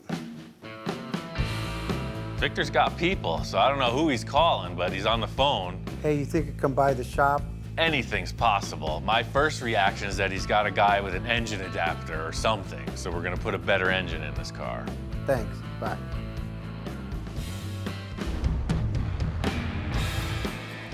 Check this out.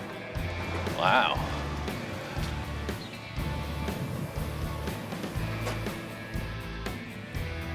So what, you're changing your mind on that car?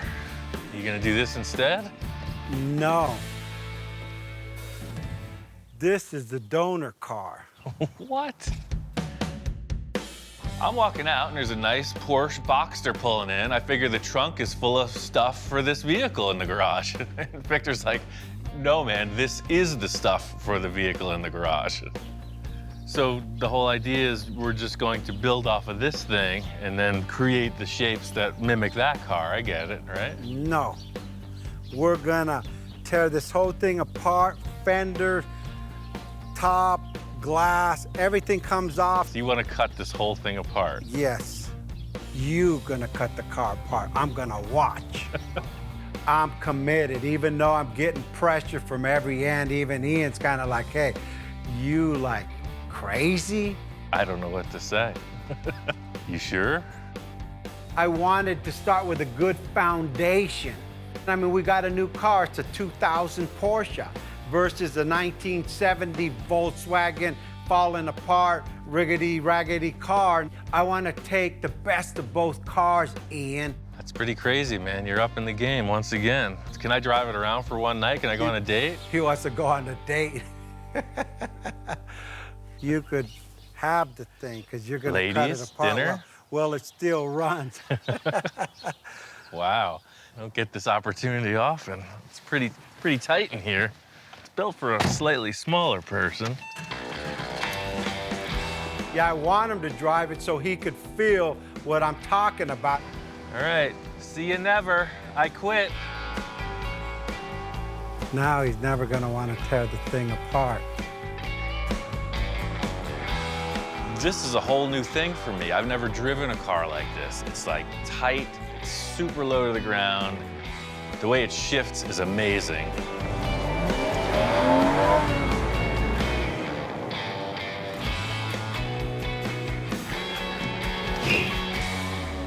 Man, this thing is fun. So what do you think, man? It's like a video game. It's like you don't even feel the car, it just performs. Are you saying we're gonna do this instead of that, or what? No. So you bought two cars and you don't want either of them. You can try Yes. to make something you do I don't want a Porsche, and I don't want a Sterling Volkswagen. I see the potential in both of these. I mean, there's good and bad in each of them. You know, it's just like, I thought we were building a piece of junky car there, and then you show up with this thing, so I'm a little confused. Okay, I'm confused too, but our goal is to put this car on this car and take this car apart and build ourselves a supercar that doesn't exist. I've heard statements, I went looking for trouble, and boy, did I find it. I think with all the clients I've entertained, you know, Victor's always the guy who comes back like a whip crack with the thing I was hoping to never figure out, but now have to. we built things that didn't even exist. Hey, you even made me furniture. Yeah. So why can't you make that into this and this into that, or vice versa, or up and down all around? Does that clarify it, or do you want perfect. plans now? Crystal clear. Yeah, it's perfect. The main thing I'm understanding in Victor's mission statement here is that he wants it to act like a Porsche, have the flavor of some kind of a sterling sports car roof opening thing, and be completely unique and world class and the best thing anyone's ever seen. So it's a pretty short order. I think we should handle this perfectly. I think it's gonna be okay.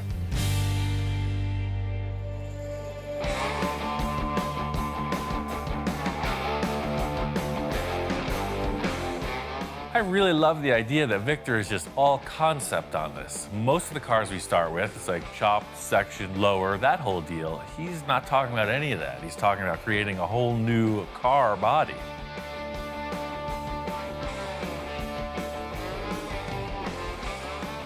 You know, I'm stuck in the 50s concept, mercury cut, chop, bubble, all this. And now, you know, because of my wife, she brought it up. Can you build a stealth car? You guys could build everything out. And you brag that you and Ian can achieve anything. Why don't you build a stealth car? And I said, holy moly, here it goes.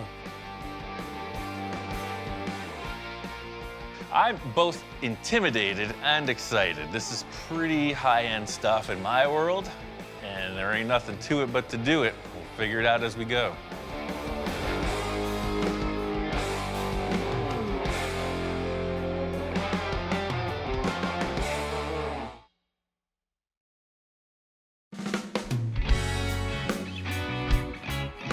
We're down the road on this crazy journey, and there's still a lot up in the air. One thing I do know is we're building a complete custom body on this car. We're just going about it in a slightly different way.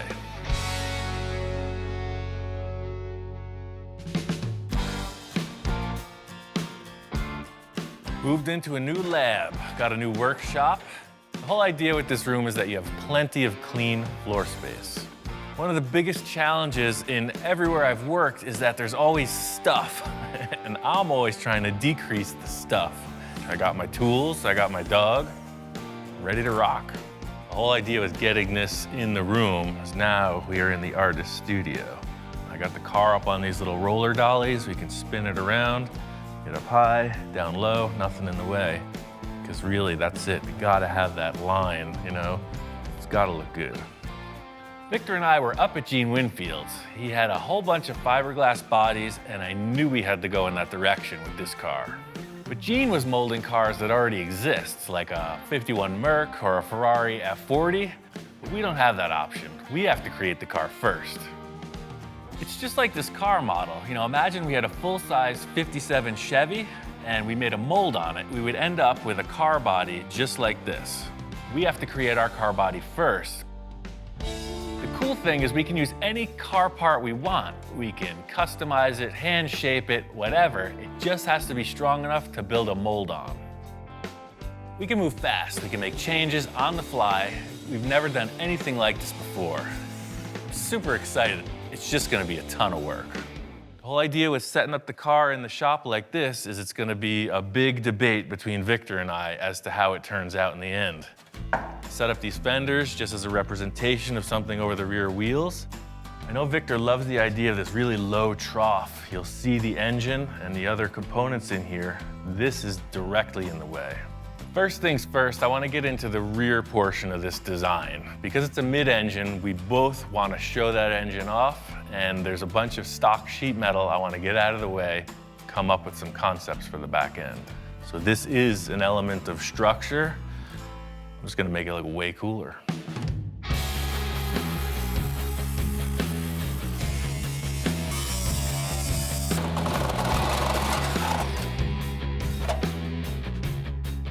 You can see now clearly the strut tower in here. And if you look under the hood of any front-engined, you know, car for the track, they'll have this flange that bolts on here and then a cross brace. So already you can see it's just, when you're looking at the engine, it's way better than looking at this big divider wall. What do you think?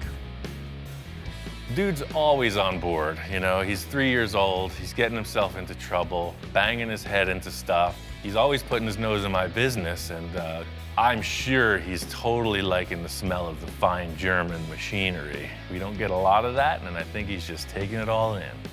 Hey, what happened to your face? You were such a cute puppy. You look like a boxer.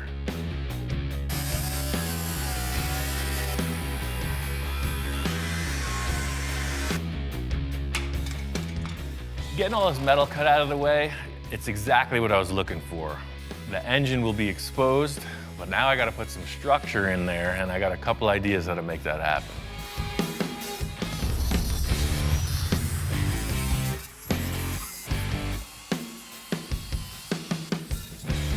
I know what Victor and I are going for in this portion of the car, and that is looking down into this and seeing a lot of cool stuff. Just like with all the supercars, whether we have glass or it's just open, it's gotta look cool. Right now it looks like a bunch of sheet metal that we cut out.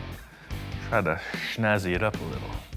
Now that I got all this metal cut out, my idea is to put in like an upper strut support. It'd be easy just to throw a piece of tube in there, but I want it to look cool. Race cars, they try to lighten everything up. I'm gonna do the same here. So that's the thing, I got the center marked here, and I'm just gonna go every 2.5 inches and scribe across, so 6.5 to 9. I'll just center punch, drill all these with a hole saw, and it'll just look like a nice lightened race car style bracket. I'm just gonna pre-drill these with a 1/4 inch hole and then hole saw it up to, I think, about 1 inch, whatever looks appropriate. So there you go. Now you got a bunch of small holes. Now I'm gonna make a bunch of big holes.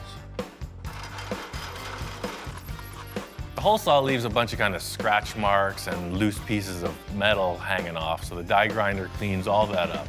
There's a few different fittings on that tool. It goes from coarse to fine. In the end, you end up with something that looks like a piece of jewelry. The way it just looks kind of like a, If this thing's sitting on a table, you don't know what the heck it is. Is it a musical instrument? Is it a weapon? Is it an upper strut support bar? Who knows? So the last thing I want to do is put a finish on it. Eastwood's got this cool surface finishing tool. It provides like a brushed finish. You hear like brushed aluminum, brushed stainless. You see it on your refrigerator or something like that. And I'm gonna use that on this piece of tubing. That is pretty cool. Now I'm just gonna weld it into the car, figure out how that floor area is gonna be raised up. This piece needs to be super strong, so I made these gussets and I could weld them in on each side of the shock towers.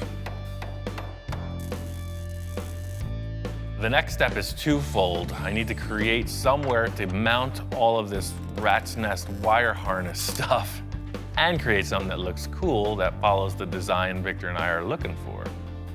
Paper templates are the time-tested thing for sheet metal fabrication, so that's exactly what's happening here. It's always easier to cut some cardboard than to waste metal. You got a little something hanging off your chin there. I love the idea of what we're doing here. It's because my thing with any hot rod is you got this big giant engine, you're seeing mechanical stuff. And that's what we're doing. We're chopping the car down so that the engine components can transfer to the outside of the vehicle. And that's cool. Just laying this cardboard in totally cleans up the rear view of the car. I'm pretty sure this floor shape's a keeper, but I need to come up with some kind of representation of how the walls are gonna turn down from the fenders within my 3,000-pound paper folding machine. It's always easy to pick out what looks terrible. You just gotta figure out how to sweeten it up, and that's exactly what this envisioning tool is going to provide. Ready to show this to Victor.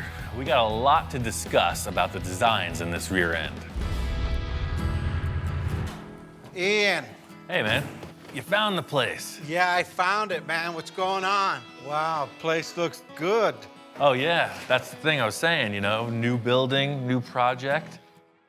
You know, I walk into the new shop, man. Ian's like all peppy, ready to go, just like he's inspired again. And now I'm starting to get inspired, going, hey, move over. I'm coming in.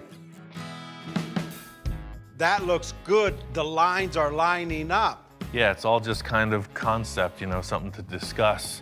Aside from it looking so cool with structure, you know, these are springs under here. They're gonna wanna fold in.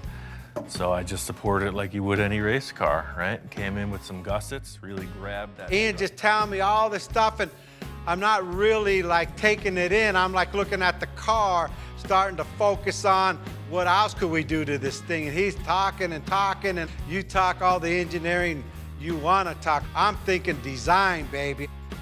I love that you got it down low. This boxer was round. Exactly. Now we could achieve, you know, whatever vents or take the points down.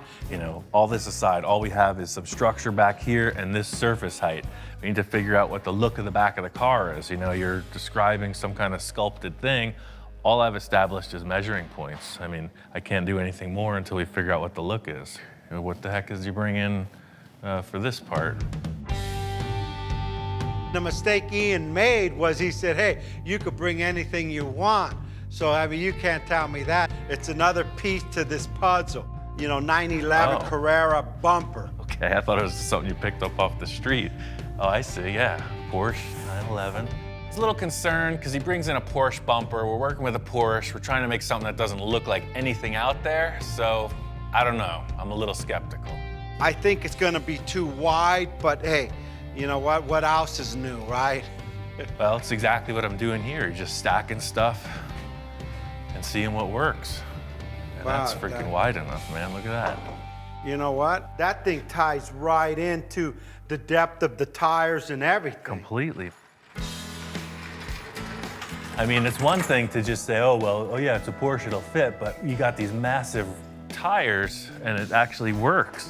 Once we put this thing up, it was like a revelation. It fit. To just put a replacement Porsche part on it seems like not accomplishing anything, but this is completely different than any Porsche that I've seen. I mean, already I'm seeing lines coming off of this that make the whole back of the car start to appear. I don't know what you're seeing, but I see it's looking now pretty from cool. this point, watch, stand here, I'm gonna show you what I see already. Now as you come in here, guess what? These are rolling. Guess where this fender's going? Straight to here. Look at this. Look at how this. This is like a whole imagination station. That's exactly what it is, you know? It's like, imagine if we could do this and it felt like that, but it was more like this, etc., you know? He comes up with this dialogue and I cement some kind of a tangible thing and then we modify it. What if we just took the Boxster fenders and just mocked them up? Maybe that curved shape can benefit us. You're right. I brought everything from the other shop. They're right here. If we're gonna go with this Porsche bumper, it's very round. It's in direct opposition to the faceted edges on this Sterling body. It's got me thinking about a couple other ideas. So you can see it's curved. It definitely takes over from that, but if we put it on, oh, look at that. Wow, that's ridiculous. It matches the diameter of the Look tire. at this thing, huh? Look at this, huh? That's pretty crazy. The rear bumper and the fenders are really a huge breakthrough because they're not the end result of what the style of the car is. We just need to create surfaces to sculpt off of. It's exactly what you're describing, man. It's like down, Wow, yeah. up, and over. The lines are all there. I mean, now it's an open canvas. We have a lot of depth to work with, so. This is that's exactly what I pretty needed, cool. man. I'm gonna show you a couple tape lines that I'm considering with the angle of these walls, because that rear deck portion is quick and easy. The main thing I wanna figure out is when you're looking at the car, what are the proportions? How does this engine bay get closed in? How does it flow into the rear quarter panels? Because that's a huge element of how the rest of the car is gonna be styled. So this is the angle both sides will be at. This will just get moved over, trimmed out. These are our dimensions, you know? None of this is gonna be visible in the end. This is just gonna be a rolling shape that comes right out of that trough. Ian, what do you think about a slight curve on that? Well, I got the slip roller. Let me put it in there and we'll see. Look at that. Wow. Totally good call.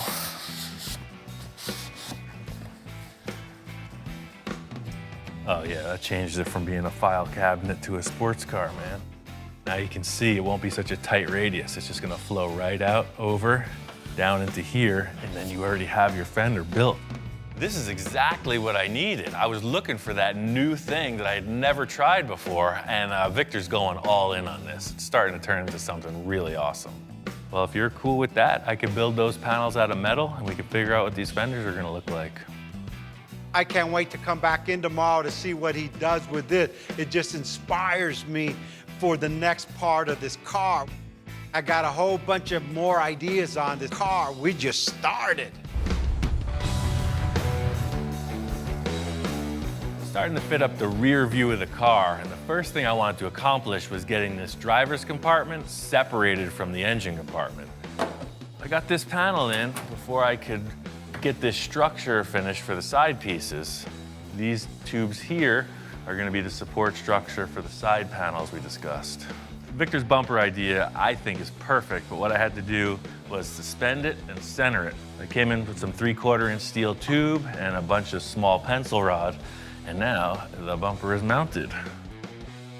This panel here is going to have a rear window in it, but I don't know how that's going to look until we get these sidewalls in. Victor and I are committed to this, so I'm going to put the floor in and build the sides.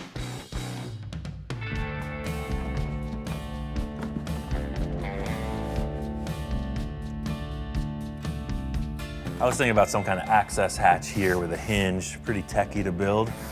Victor said, why don't we just hard it right on these two braces and this whole center panel just pulls out. I had all this scrap foam insulation outside,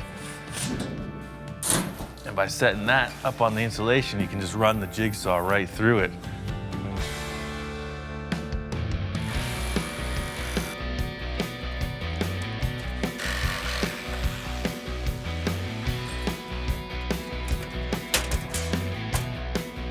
I'm gonna do this whole portion of the car in aluminum. My plan is that it's gonna stay with the chassis. It'll never be molded in fiberglass, so I want it to look really bright and cool. That's it. Piece of cake.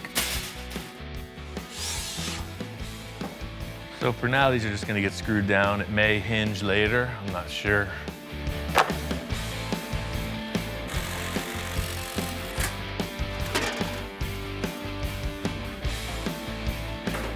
The whole thing with these panels and them being aluminum is that it was my choice that they stay with the car through to the end as a showpiece. So to see them in place is pretty satisfying.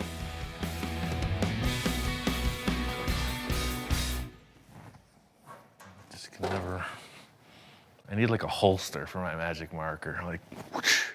That's it, I'm taking applications now. Anyone familiar with leather work or anything like that? I'm looking for something size quadruple X. Quadruple X so I can grow into it. My senior years. That looks pretty good. I think to set this thing off, I really want to rivet it together. It's going to give it a real industrial strength race car look. But because this is a concept, I'm just going to mock them up with these self-tapping screws. It's a perfect starting point because the hole will later just get riveted back together. There's the last rear pan where the bumper goes. It's just gonna slip right in underneath the other one. I know that this is not the finished product we're looking at, but you gotta start with a good base, and that's all this is. This is a background for whatever enhancements Victor comes up with.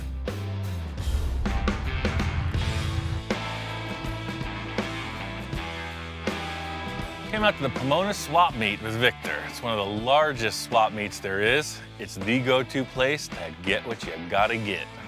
They have everything, including the kitchen sink. That's the deal. It's a full-on treasure hunt. Hey, what do you want for this box of books? I'll take 10 bucks. You'll get 10 bucks for that. It's my favorite show ever. For those that don't know, Monster Garage was like the show that brought the builders of the world onto television. Anybody who's anybody tried their mettle in the Monster Garage. We got the whole kit right here, man. This is gonna teach us how to build a custom car. This is awesome. I think we could just go home now. We're looking for the lights, fenders. Let's just try not to get distracted. There's too much here. I know how you get off on a tangent sometimes. Let's try to stay focused, man. We're on a mission. The main mission today is to just find shapes. You know, anything representing a fender line, a hood line, lights, who knows what's here. That's what it is, treasure hunt.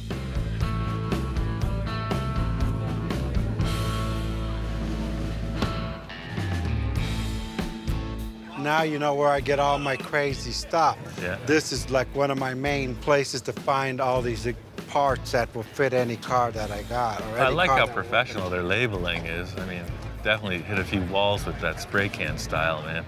It's too perfect. Here you go. Here's the radius of the front. I mean, there's a million other shapes in the world. Just because it's an old Plymouth, you know. Try to detach yourself, man. We're on the better side. Remember, we make old things back in the new things, and hey, that car would love to be a supercar. Yeah. When it grows up, it wants to be a supercar. I know when we get back to the shop, I'm gonna see that next to it. Check this out. I could be Ian Jr. That one's even better than mine. How do I look? Can't get distracted, man. Stay focused. This is my music, Pink Floyd, Led Zeppelin. How much are the gauges? Check out that Manny Moen jack. Hey, Dan, how you doing? I'm Victor. Hey, I know that you want 1,200. All I got is 800 bucks. I know I'm rolling the dice here. What do you think? No. 9, no? All right, well, we tried. You gotta stay focused. Don't get distracted. No kidding. Hey, I still am a collector of fine art. I know. Victor's hearing what I'm saying. He's on the lookout for fenders. He called me over. He says he's got something. There you go, Ian. Check this out. He pulls out these round fenders. I don't think he knew what they were. Right away, I spot them. How much do you want for the fenders? 60 for both. 60 for both? That's a good deal. The last thing Victor wanted was a Volkswagen involved with this car. Remember, we got rid of the whole chassis. Now he's picking up a couple of VW Bug fenders. He's going right back to where he started. So those are off a Volkswagen Bug. You said you're trying to get away from the VW stuff, but you know, I'm all about it. Well, I don't know. You don't want Volkswagen, you want a supercar, and then you're pulling out Volkswagen parts. It's like, just because I say anything goes doesn't mean anything goes. I'll pick it, you make it fit, that's not my problem. We've already discussed that. Yeah. Not only that, but walking around, we're in our element. You know, a lot of people who watch the show recognize Victor, and some of them even recognize me, which is even cooler. Man, I like your program, man. Thanks, glad you like it. I We're here like looking this at guy, you too. know, Great. Victor. I own a nursery too, man, like you, man. Where at? Maybe we could do business. Probably Central Klamath area. Oh, yeah. Okay, what do you got? You got a lot of native stuff? Desert stuff. Oh, no. All right, good, we'll do business. We even trade cars. We get could my even wife trade right some now. cars. You made my day, man. You made my day. Right on. That's what we're here for. Well, we got books, we got gauges, I got a hat. We got everything but the fenders, man. Bottom line is, this isn't about the world's greatest swap meet quest. It's about building cars. We gotta get back to the lab.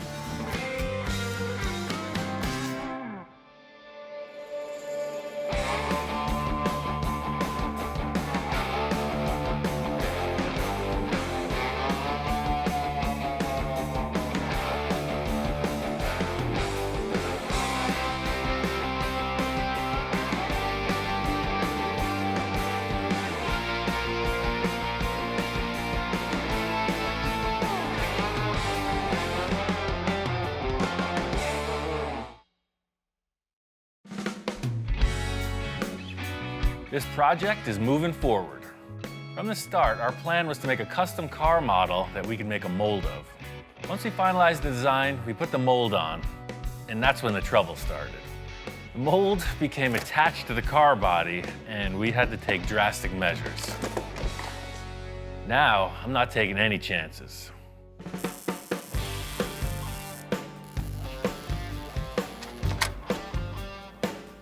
Ian, how you doing? Good, man. Still building. What the heck you doing now?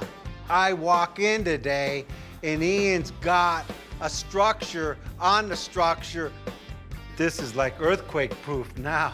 Well, I just didn't want it to flex, man. I put the mold back on and then build a structure on top of it to support and keep it in shape. I mean, this thing I could drive a truck over it, I bet. I said, Ian, dude, are we in the tank building business? Come on, man, just a structure, not a tank. We're not going through walls with a mold. So does this thing come off or what? Well, you saw how easy the front came off. We can just hope for the best. I made all my best efforts. Just in case it doesn't crack right off. I got a couple things to work with. It's time to pull this mold off the car. Got a bunch of fastening screws in place. I was really mindful of what happened during the process, trying to mark everything, but the foam got a little out of hand. I'm just hoping I marked all the screws. That's all the screws I can see. Hopefully there isn't a couple down in here. There it is. That was the sound of success. Let's see what it does. Hold it. It feels like something's Yeah. holding. Yeah. There it is. Yeah, it's right there. Right there. I can see it. There it is.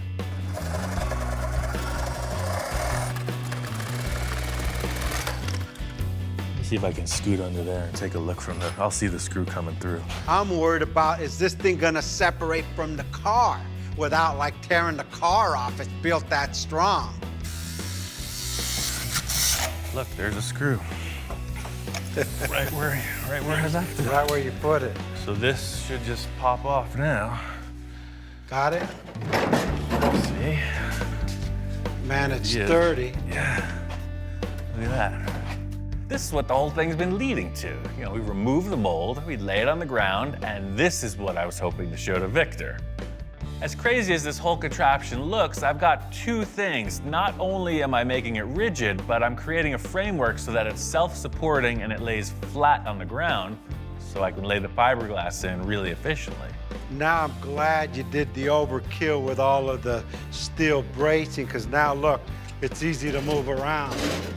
Yeah, the whole thing here is that is the mold. That's finished. We'll do a little cleanup on the stuff that's stuck to it, but there you go. That's ready to rock. The good news is this was the hard one to take off, I think. The other half was all built without ever being removed from the car, so hopefully that one pops off. There's no screws. There's two screws in that one, so that's the easy thing. You said that before. There it went. Then we take off the other side and it comes off easier. Check that out, huh? And this has been a lot of work on Ian, man. This guy's like, I don't know how he does it. I gotta think of some way to help him out to like make the next process a little bit easier. Fill all these lines. I mean, that's already blocked. This is the best one yet. Like everything else, man, if we had to do a couple of these, we could start to get good at it. Too bad it was the last one. I know, the story's over.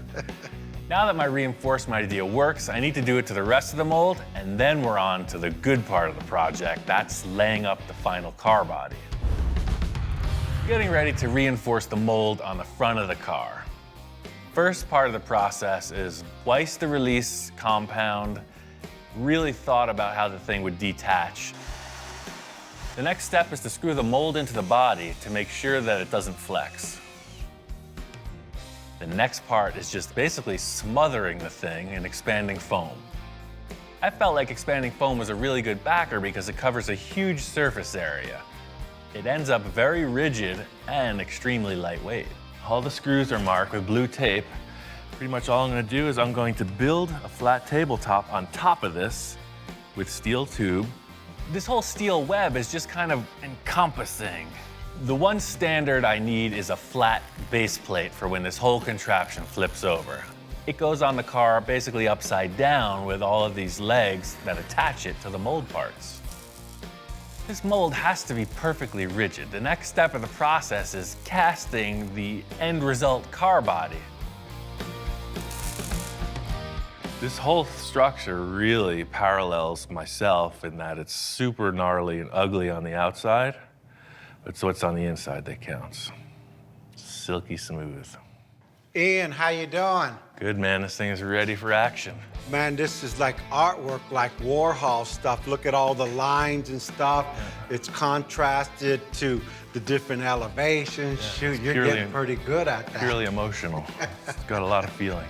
All right, let's see how good you did this. Yeah, see, exactly. What a difference. Yeah, and then You it'll have flip over. structure.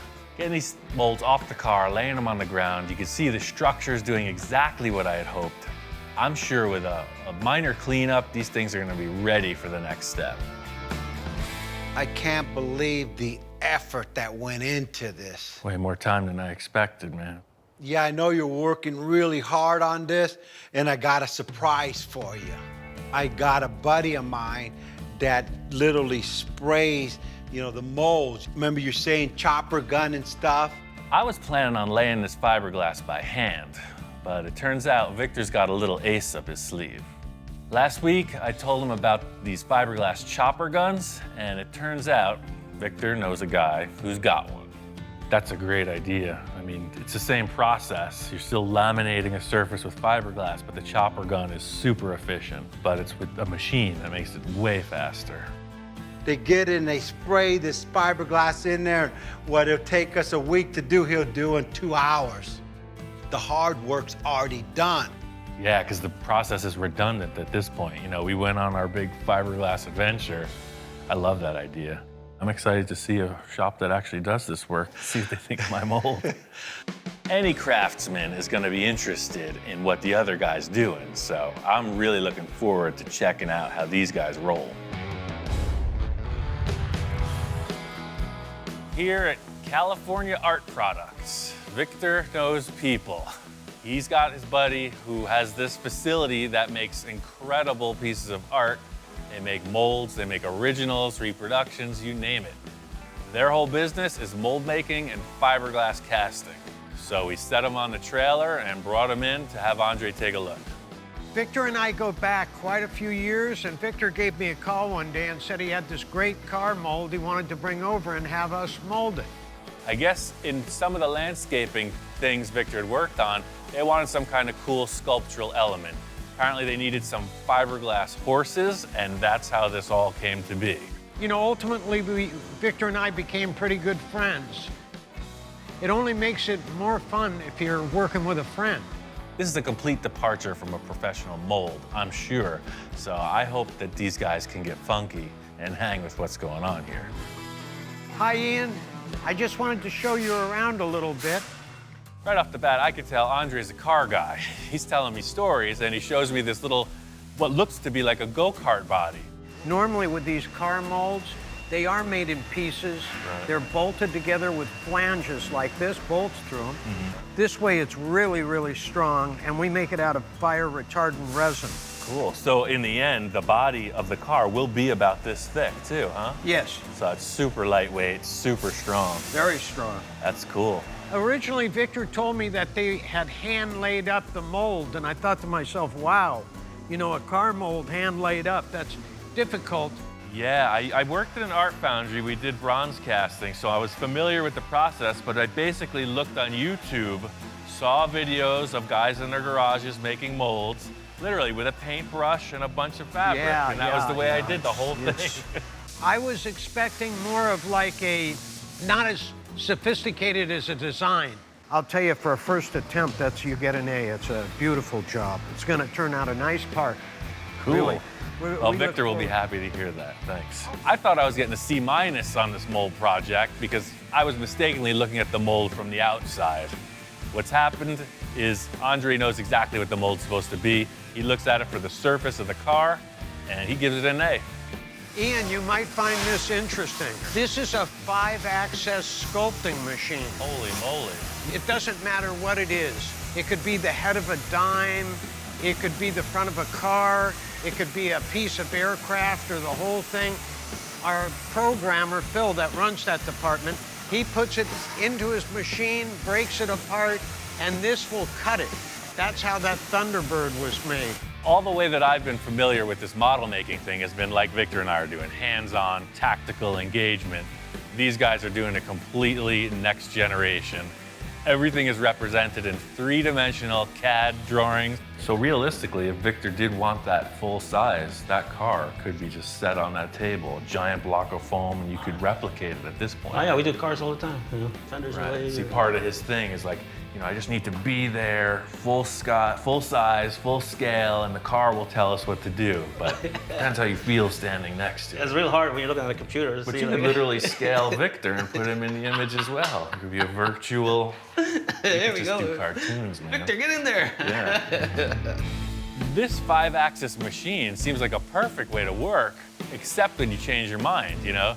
You cannot debate with a machine like that. Ian, you might want to look at this. Wait, there's more. Well, this will give you an idea of how delicate this thing will cut. See how thin those wings are? Wild. You better hold it for a second. That's freaking crazy. Big benefit of using the process that Andre and his team do is the results are like world class. He's showing me this fighter jet model, super thin. Everything's been machined by these CNC mills. Yeah, it looks like you could literally take it and freaking fly it, man. We do it with a lot of emotion and passion. We don't just take a job and throw it through a line. It's cared for from beginning to end. We like that because we want our customers to come back and we want them to see exactly how their product's being made. Oh, look at this thing, man. I'm gonna show this thing to Victor. He's just been one-upped. That is freaking cool. All mold making aside, the reason we came in the door was to get the use of their chopper gun. Thing is, I can't wait to see this come out of the mold. For them, it's a couple-hour process. They're gonna get to it and then reveal the finished product. This is developing. Victor's initial idea was that we were gonna drop off this mold, they were gonna spray the parts in, and we were gonna get out of here. Andre's asked me to bring the car here, we're gonna index the mold on it, and go to the next level. All right, so what's going on here? Well, things have developed, let's put it that way. Victor kind of shows up and he's concerned. He thought we'd be picking up today. I gotta give him the pep talk, but we're going way further on this project. They wanted me to bring the car in. They had a couple ideas. They loved the way the mold was built, but they had a couple better ideas as to how to finalize it. They wanted to re-index the mold on the car body and change it a little. His reaction was a little taken aback, you know. He thought he was coming in to see his finished product. Instead, he sees his car with the mold on it yet again, you know, kind of revisiting old ground, but he's hanging in there. I think it's gonna be all right. I have one question. What happened to all the structure? What happened to that? What's going on there? Well, they decided they want to cast the entire body in one piece. You know, I had it set up to be in 5 pieces. Yes. You know, they're not changing any of the work I did inside. They're just restructuring the outside so that they can shoot it in one piece. Andre wants to make a one-piece mold so that everything matches and the project will be all the better for it. When you lay up the parts separately, you know, the air temperature, the amount of resin you use, things shrink when they harden. So if you do 5 different pieces, you get 5 different sizes. They want to lay up the entire body in one piece. That way when it cures, it's the same shape. So it's going to be way stronger. And then we trim it apart. It's going to be one whole body. We just have to put it on the car instead of piecing it together. Exactly. Now. So it still breaks apart, similar to the way I built it. But instead of laying it up independently, they're gonna do it all in one thing with that chopper gun. And you'll see, it's pretty cool. I looked at a couple other parts they're doing, and it's super efficient. Watch, today it looks like a mess. Tomorrow, it's gonna be a car, guaranteed. Talking about anticipation, I'm like freaking out. All the effort, time, and a little bit of cash flow that went into this thing could all be over. Thing about Victor, I said it before, he's a passionate man. When he wants something, he gets it. So here we are. Plans are changing slightly. I know he's all on board, and we're just gonna get it done.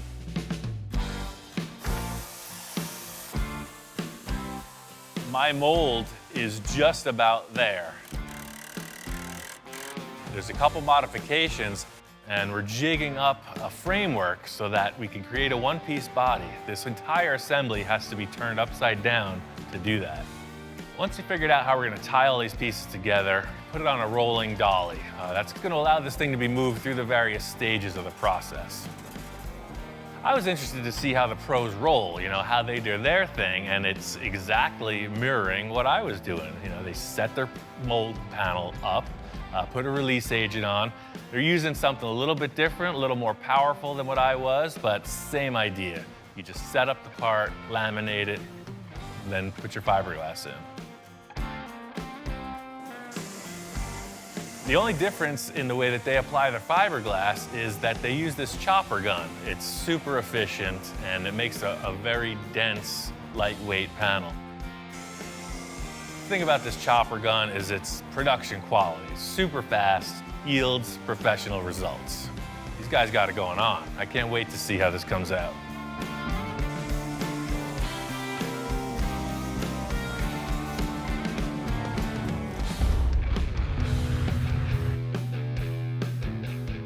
Today's the day. We're gonna find out if that mold adventure pays off. Done everything I could preparatory-wise, and nothing to it but to try it out. It's the moment of truth. Walking in on this thing, I see this giant contraption. It's even uglier and more hodgepodge than anything I had even made. So it's nice to see these guys swing it a little. They're totally out of their element, and they're just rolling with it. So this is my best guess, man. All we have to do is see if this car is gonna come out of the mold. Don't even tell me. All this effort, I'm kind of tripping out right now, and I'm going, wow. You know what, this is it, Ian. He goes, hey, hopefully this thing works out, and I'm thinking in my mind, hopefully.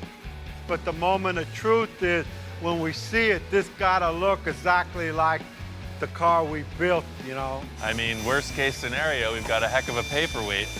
Let's see, here goes. Cross your fingers. Shoot, me and Ian look at each other, said, let's see if these guys can release this thing. At this point, this is a total roll of the dice. It's a leap of faith. Will it release? Will we have to destroy the mold? Will it even come out? Hands off for me, I just left it to the professionals. What's amazing, it's pretty primitive, right? I thought they had this kind of machine that sucked it out of this thing. Hey, no more work than what you did. Yeah. Victor's all, oh yeah, I'm taking it to the professionals. You know, that's been his whole spiel this time. And he sees them doing the same thing we were doing, and he's a little bit taken aback. The edges peel off, but who knows if it's gonna release. Worst case, we can cut the mold apart and find the car in there, but I don't know. They're having some trouble, man. Otherwise, I mean, it's a great story, even if it doesn't work, right? It isn't a great story for me.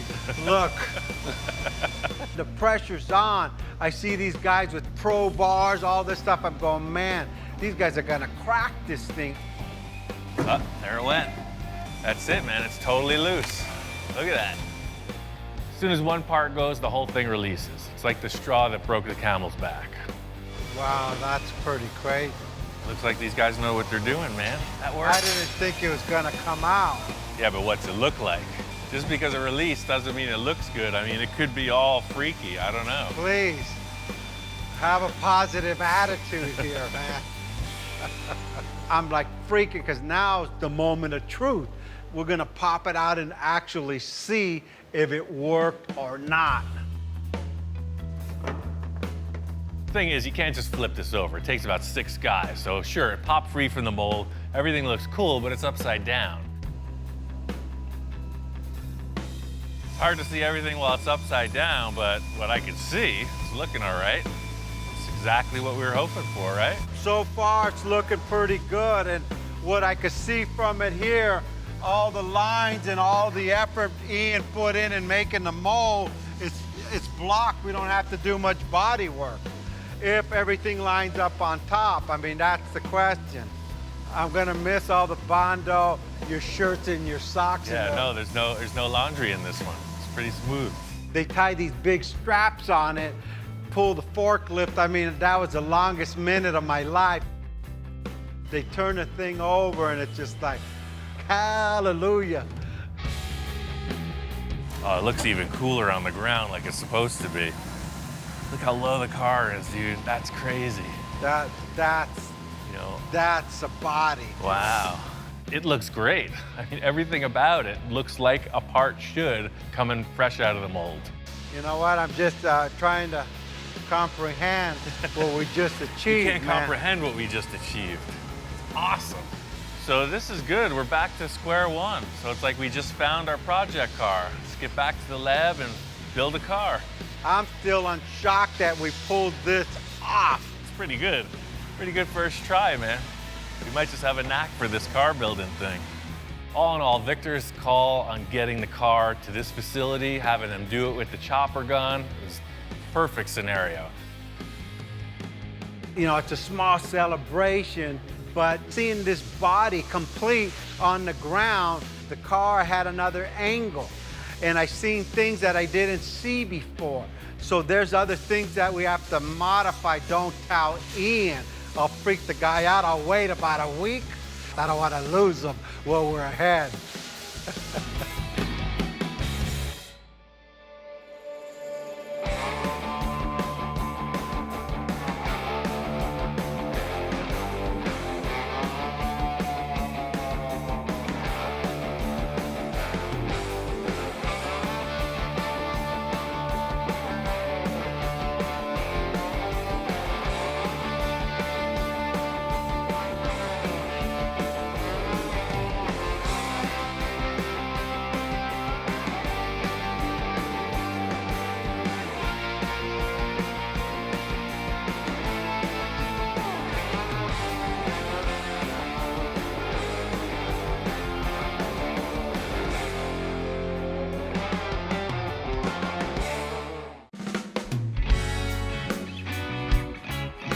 So it continues. We're still in the early stages of this project, but we've committed to making a fiberglass mold of the body once it's finished. But in the meantime, we can build the car out of anything. We're creating things as we go, changing things on the fly. It's definitely unusual, but I have a few ideas on how to pull it off.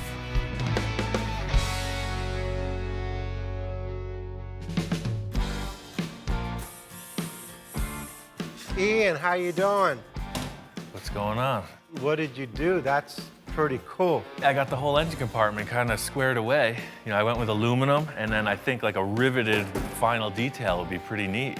You know, something real shiny down in there. As I walk in, you know, we got the back fenders kind of in place. It's still like a hodgepodge. You know, like Ian said, anything goes, because this is just like the clay mold. I love this because we still could put another element in here. You can do whatever you want in here. You know, this surface is represented. I really want to get these fenders so that there's no holes in the back of the car. Looking at it now, it's really loose, sort of like a patchwork quilt, not even stitched together yet. But I'm seeing the finished flesh on this thing, and it's got to be set up correctly. I mean, the idea of screwing this Porsche quarter panel onto the Sterling body seems kind of strange. That ain't strange, that's like crazy. Yeah. Madman. Now I'm getting excited again. So what I was thinking was I just took this aluminum sheet, super light, and I just formed it over a piece of tube. That way it'll radius down into the engine compartment. So it's just gonna pop on here. It's gonna do the same thing as everything else we've built so far. Just gonna represent a surface.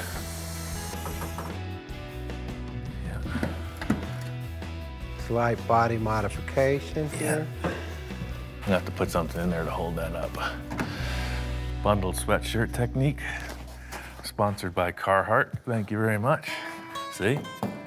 Now you're solid. We got fiberglass, we got aluminum, we got a piece of my shoe, now we got a sweatshirt. Come on now. Nobody breathe. See that? There goes my Sterling. We got aluminum foil, we got duct tape. It looks pretty rough, and there's a word for it, and it ain't a good word. Custom bodywork.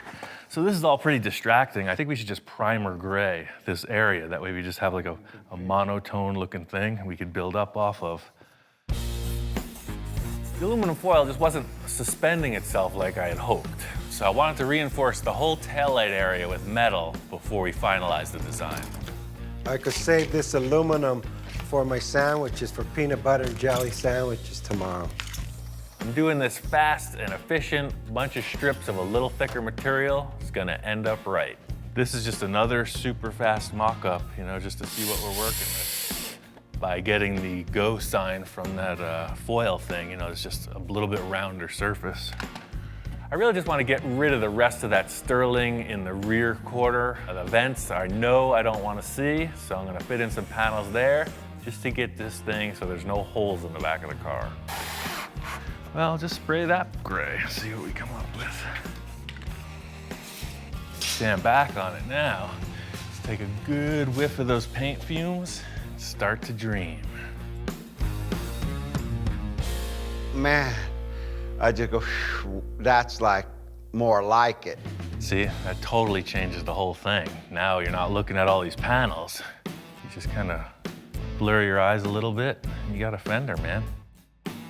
Ian's gonna do the other side the same, and I can't wait to see it after it's all put together. Everything that's happening here is pure sculpting. If you look at a sculptor, they start with an armature, and they keep adding and adding whatever it takes to bring to the surface.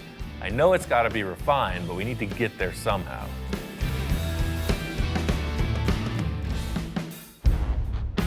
Got this passenger side pretty much matched to what Victor and I agreed on over there. Where I'm at now is I need to get this surface workable. What are you crying about? It's like the freaking pitcher walking up to the catcher in a baseball game. It's like a whole thing going on here. He says it's time to put the fiberglass on. Can't make any calls until we see that surface represented. This primer coat was purely visual, just to get all the different colors out of the way. I gotta sand through, get the majority of these screw heads off, and then I'm just gonna lay a couple sheets of fiberglass over this work we did, just to give it a little more strength. Right now there's stuff all over the place, different heights, different materials. The fiberglass is gonna glue it all together and make a nice surface to work off. I wanna be sure that this fiberglass is gonna stick, so in this thing that I'm accomplishing is just giving some texture for the fiberglass to grip to. Truth be told, I'm not the most professional fiberglass guy. I have limited experience, but it's fascinating, so I keep trying. This is the problem we're facing with the metal. When you push down here, it wants to buckle up. As soon as this is wet, all those fibers are gonna relax. The only advantage of using fiberglass at this stage of the game is that it's super flexible and it will bond to aluminum, fiberglass, and steel. To weld that thing, you'd have to make it out of one style of metal. Big, long, drawn-out process. It's a little like mopping the floor. It's a little like pouring syrup on your waffles.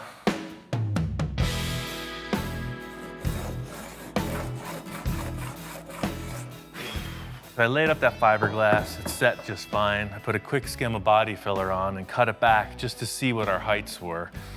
And I could see already, this taillight mock-up we did is gonna be way low. What I have here is this is the hip of the fender coming down, and the Porsche naturally dips way down into the taillight. I'm gonna just fiberglass right over these, and we're gonna have to cut new taillight holes. I feel good about this, you know? It's not just anybody. You can throw a bunch of sheet metal screws and saran wrap and build a supercar, but watch me go. Everything looks so rough. I just want to get it looking more like a fender when Victor gets here.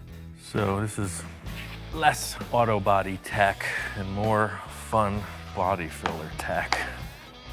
Purely like icing on a cake. Fiberglass is hairy and scary. See, this stuff's a little bit smoother. As loose as it seems, I think it's starting to flesh out, and everybody's gonna understand why I went this way. The idea here is to just get these two fenders pretty close, get a good representation. You can see the rear of the car is fleshing out. It looks pretty freaking massive. Super wide, super low. I can't wait to show Victor.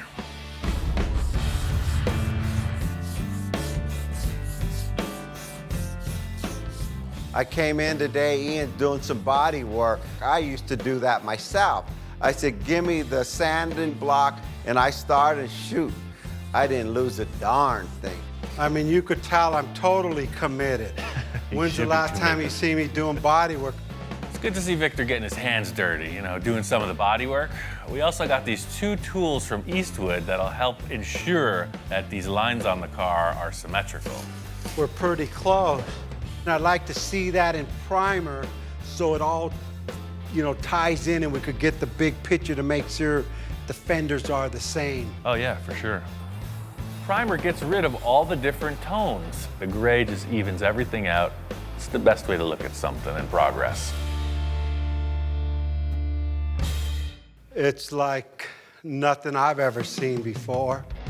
Flattening it out one tone, you can really see the shapes. A little refining on the driver's side, but I mean, that's a freaking massive rear end. How much more work do you need to make a mold? You need it finished, right? Oh yeah, the better we make the model, the better the mold comes out. We could either turn the car around and start on the front, or if there's anything else you want to change back there, I'd say it's a perfect time to do it. Now it's like a whole bunch of like bumper back there or body. It's like nothing but rear end showing.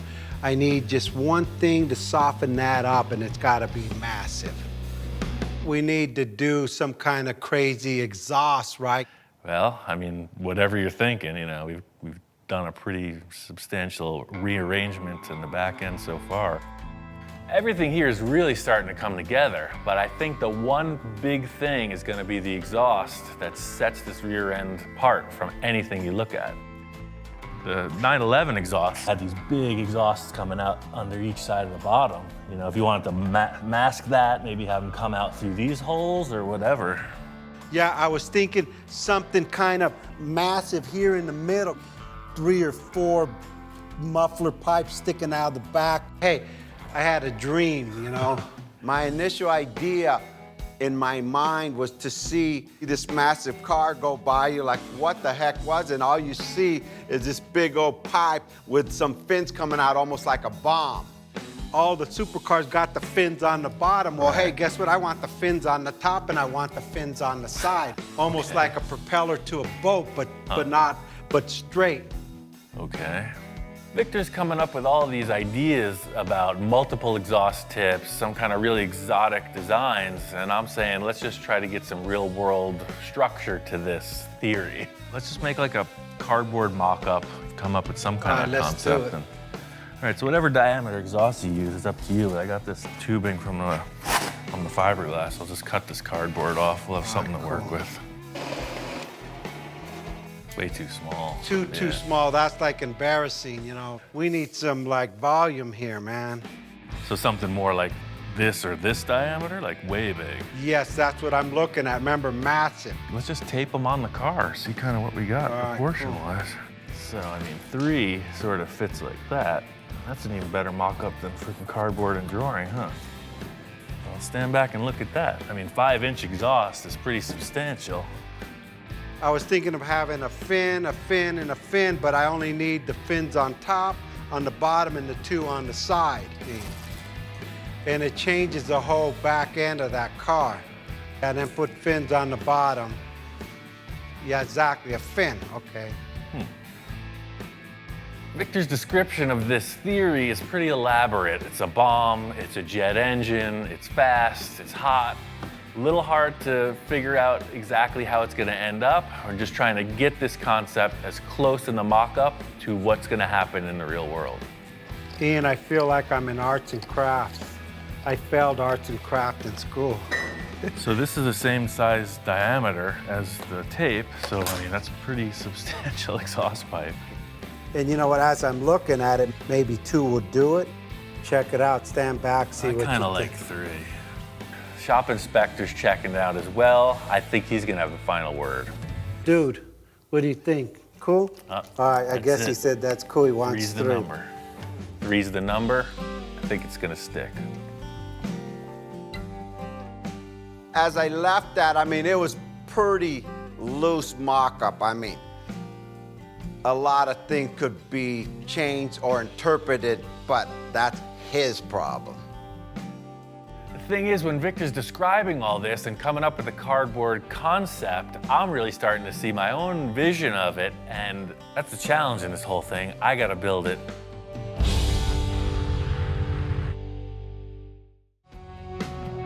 Hands down, this is a pretty loose mock-up.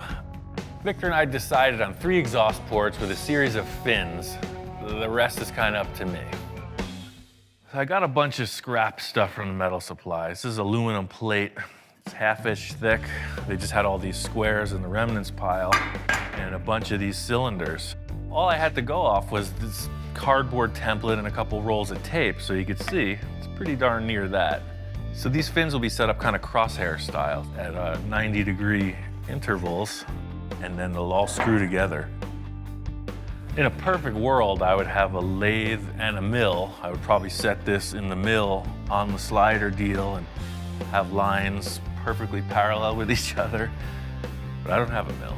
I've got a magic marker, a somewhat flat table, and a roofing square.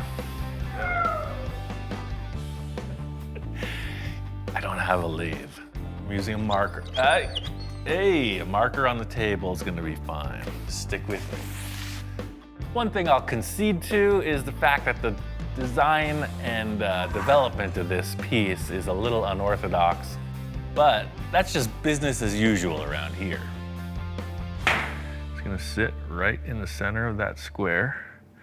Your fins are all already dictated as far as how they go, 90 degrees apart from each other. I can come in with the plate right up to that line and set it parallel with this here and scribe straight up. Got this really rudimentary jig on the table. What it's going to afford me is the ability to mark each fin location symmetrically.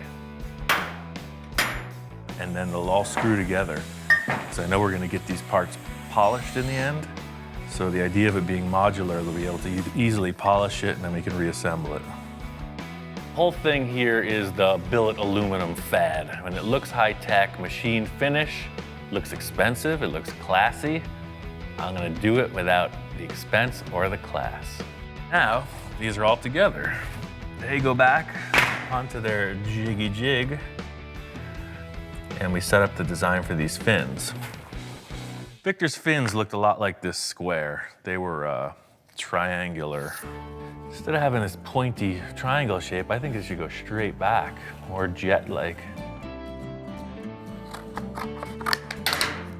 Sort of like that. This is inside the car. Probably the majority of this is in the car. So really, all you're seeing is like that. This is a pretty big plate to cut. Could use any type of high-tech machinery in the world. But I think I'm just gonna use the common jigsaw.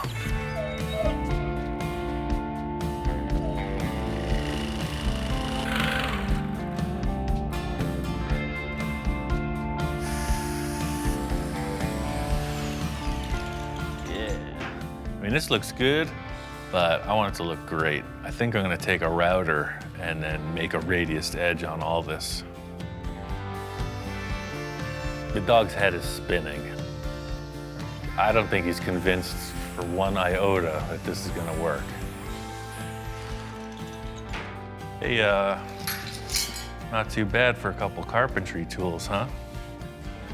What do you think? That edge looks so cool, I'm gonna do the same to these tubes.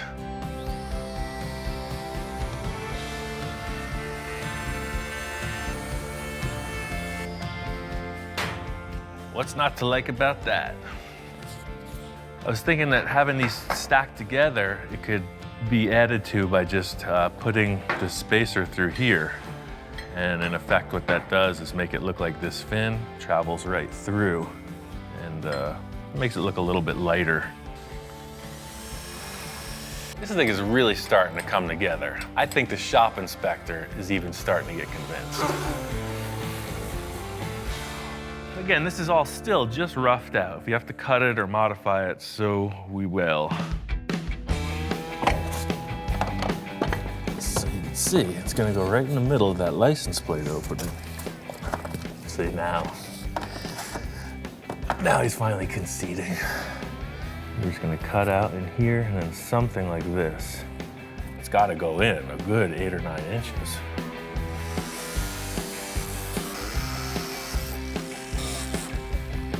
Aha! So the whole concept is these being the stock exhausts, we're going to want something a little rowdier sounding, but we'll be able to work within the parameters of the stock exhaust setup, aiming right through here.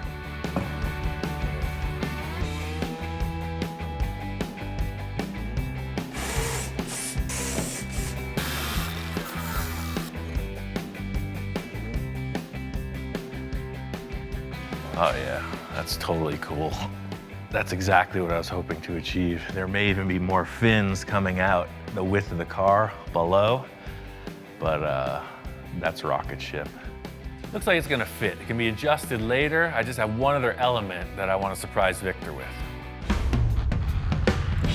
I'm very happy with everything. Mostly that it's like, it can be like skee ball.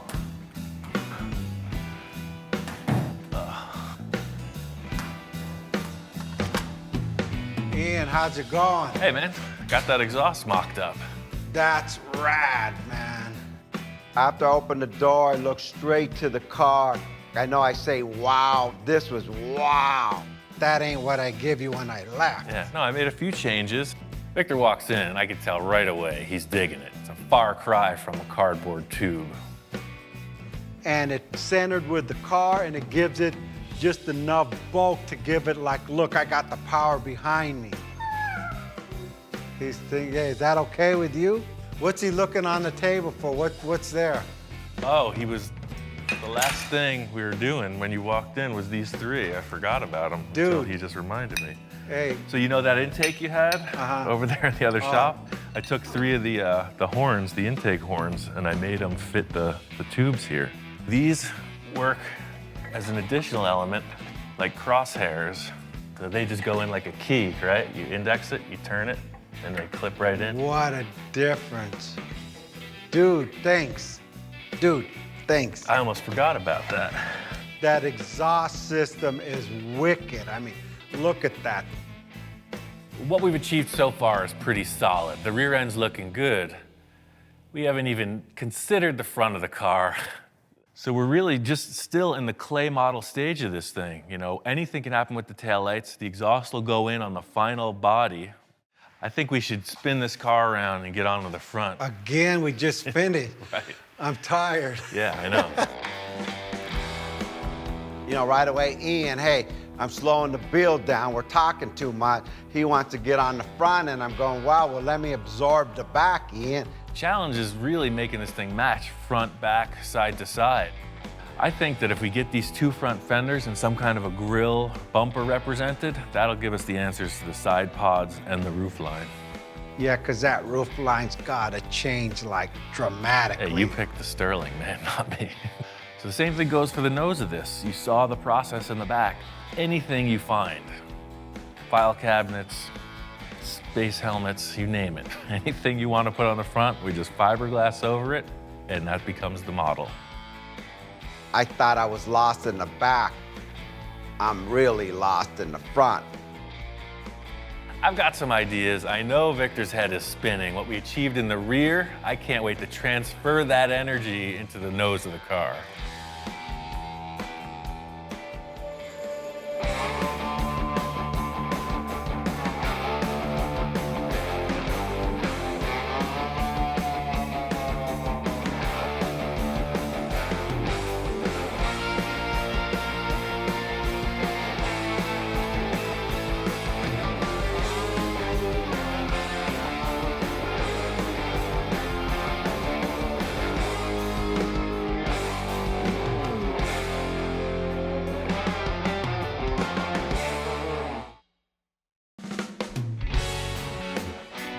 This whole journey started when I went looking for a new project. I was looking for something I could really dig my teeth into, you know, push the boundaries, and then Victor called. He started throwing down some concepts, and I got a bunch of ideas. This could be the most ambitious project yet. It's true. Victor is always pushing the boundaries, so let the adventure begin. Here he is, Mr. Sports Car. Man, this thing drives so good. I mean, really good. I was impressed. Victor pulls in, and he's looking really comfortable behind the wheel of that new car. Now I get it. Enjoy it while it lasts, man. Now I'm like a little skeptic. I'm going, oh, shoot. Do I really want to tear apart this like awesome looking sports car that drives and handles convertible top? It's like, come on, Victor, what are you thinking about? I see the look in his eyes, and I just want to confirm. It's like, hey, man, you still want this to happen? Once we go forward, there's no turning back. My whole life, I always wanted to get a Porsche. It's your last chance, otherwise we're gonna get into it. I don't really want to cut this thing up, but hey, I got Ian in my corner, and he's always pulled off my crazy ideas. We got a good foundation, so let's move forward and do what we got to do. The Porsche and the donor car. The only thing I really want on this thing is this top. You know what, we may use some of the silhouette, but this top, the way it opens, gotta go on the Porsche. Because Victor's been so vague in his description, I'm just trying to figure out something to get Victor's idea in motion. He's got these two cars. He doesn't want either of them, so I'm assuming it leaves a lot open to my interpretation, so I'm gonna go forward in the best manner I see fit. I think the most straightforward thing to do is for me to just cut this thing into multiple pieces, get the chassis out of the way, and then tomorrow we'll tackle that one. Here we go again. We're on the next journey. Where we're gonna end up, nobody knows. We don't even know. Ian looks at me thinking I know what the heck I'm doing, but in my mind, I don't know where in the heck I'm going. Victor's heading on out the door, and I tell him, enjoy that Porsche while it's still intact, because I got plans. That's my baby, right? You could cut the heck out of anything you want, just don't cut my top. Okay. Surgical precision. How do I look in this thing? You look good, man. All right, I'm out of Dodge. Have fun. I guess the first thing is to lift this roof up and get rid of it in one piece. One thing I can say is I'm a master of disassembly. We're gonna work right through this car, pretty simple. I said,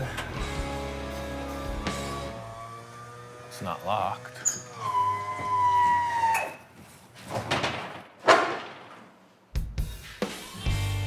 The one thing that was the sure thing, you know, the main wish on the list, doesn't work. No good. Nothing. It's not even budging.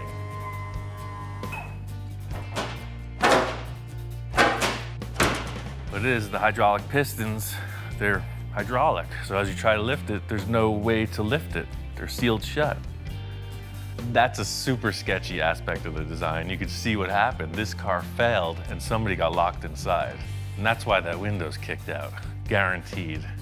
The way this roof opens is it's a hydraulic unit, so you cannot just lift it up. There's oil inside it, and it's non-compressible. So if the motor doesn't lift it, you don't lift it.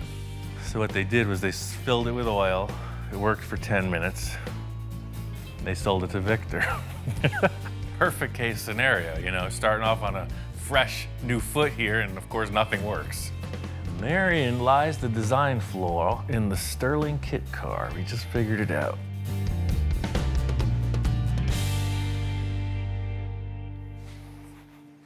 Just gonna cut these 4 bolts and start over.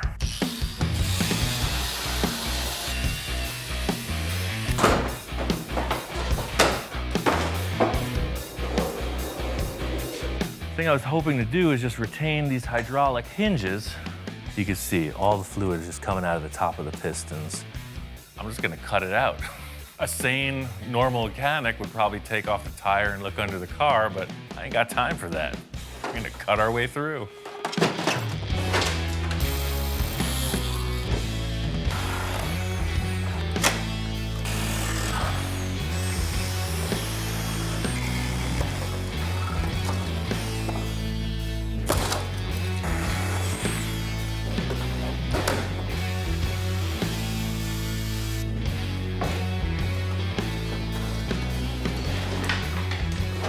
Ugly body's out of the way. Just a pot of gold at the end of the kit car. It's a Volkswagen chassis. Perfect running vehicle. I'm taking it home. The funny thing about putting this on the floor is all of a sudden it's just a concept car. It looked kind of weird up in the air with the Volkswagen suspension under it, but it actually looks more like some kind of a race car once it's laid down on the ground. Kit car is gone. Victor's bringing that Porsche back. It's a whole different process.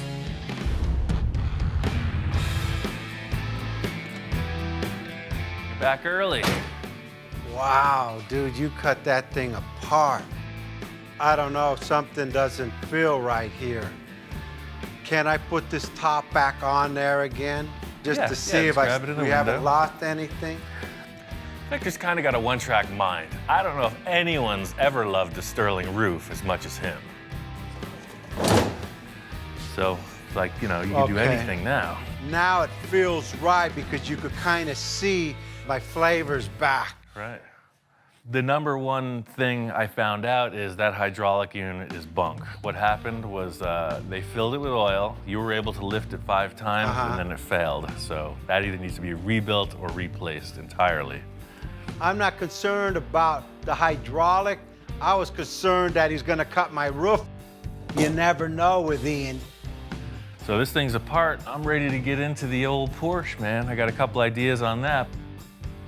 I'll just take it all apart. By the time you come back tomorrow, this thing will be bare bones, ready for construction. But remember, one wrong cut of a wire, it won't turn on, it won't go. This thing has sensors everywhere. I know, that's what I was reading about online. I did my research. I know how to take it apart without messing up with the computer. I'm on board. Let's do what you gotta do.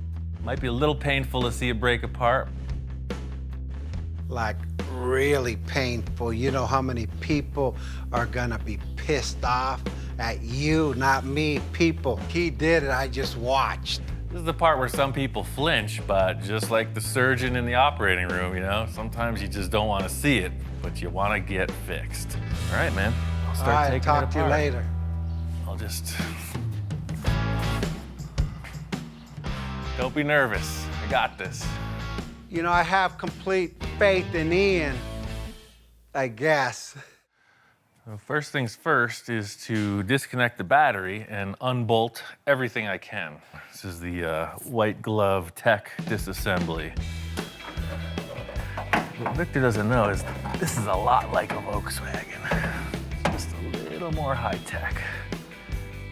The whole idea is to retain the complete drivetrain down to every last wire that the computer has a sensor for.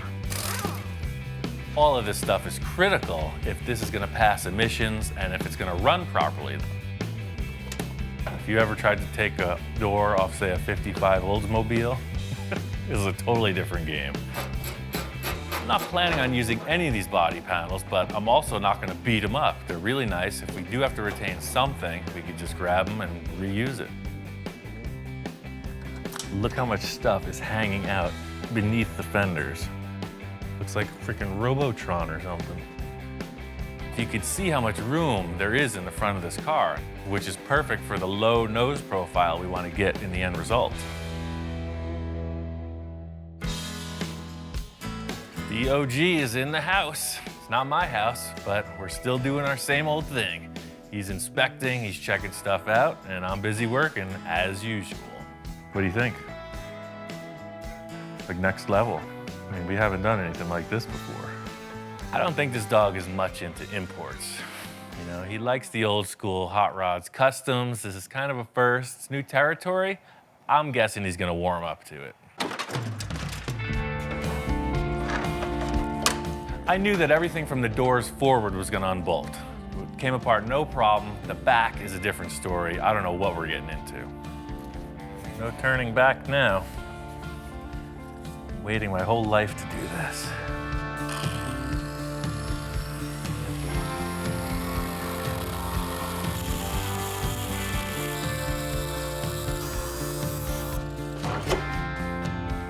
That's exactly what I was hoping to see. So now I can cut this bubble away and we got tons of room for a tire.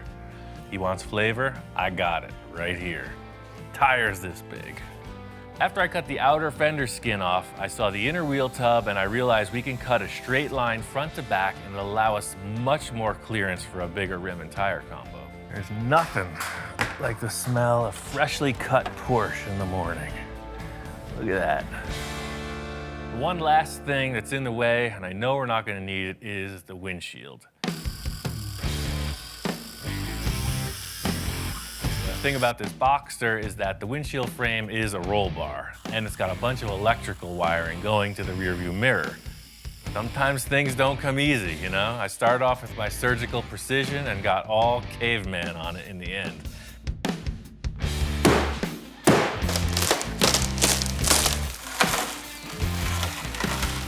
I love the choice Victor made with this Boxster. As a concept car, it's ideal. The fact that it's a convertible, all the structure's still there. That's a huge plus for a kit car scenario. You cut the roof off a regular hardtop car, it gets flexible. It's a perfect base. It's a nice car. Glad to have destroyed it. No turning back now.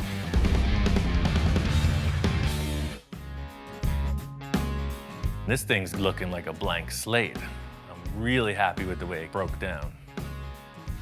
What the heck did you do to my Porsche? Victor comes in reacting in his typical way when he sees something that's pretty shocking. He's trying to hold it together. You know, I think he's a little concerned.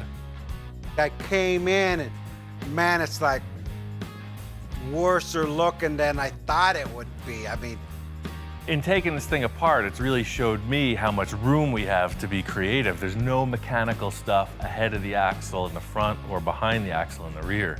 So it's pretty much open to whatever you want to do design-wise. As Victor's walking around, I'm just giving him a rundown of all the positive things I'm seeing in this vehicle underneath. How all the structure's still intact, how we didn't need that windshield that's broken all over the place in the corner, and he's responding. He's kind of getting it. Ian started explaining, then I started getting excited. Hey, this is the first step. You see all the wires, nothing's been cut. So everything we need to either bypass or reinstall, it's just a plug-and-play system.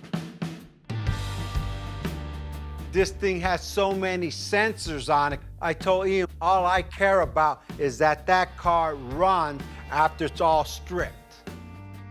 Apparently, he's found out that if you tamper with the electronics, these cars go into a safety mode and they won't start. Yeah. Everything is the same. Awesome, man. That's awesome. Like butter. That's why I took it apart this way. Hook the battery up, it runs. I think it's gonna be a good go-kart, man. Victor's become pretty attached to this car, and just seeing that it ran, you know, he wanted to hop in once more. No rear view mirror. Nothing. Nothing in your way.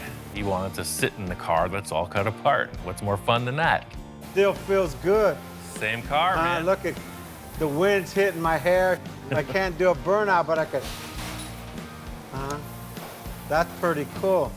I seen it, I feel it, I taste it. Now, I'm excited. Where's the body at? Well, we got that other thing, and I'm not sure. We got to fit it on and see if we got even something to start with. Now that we're this far, we got to put that roof on, make it work.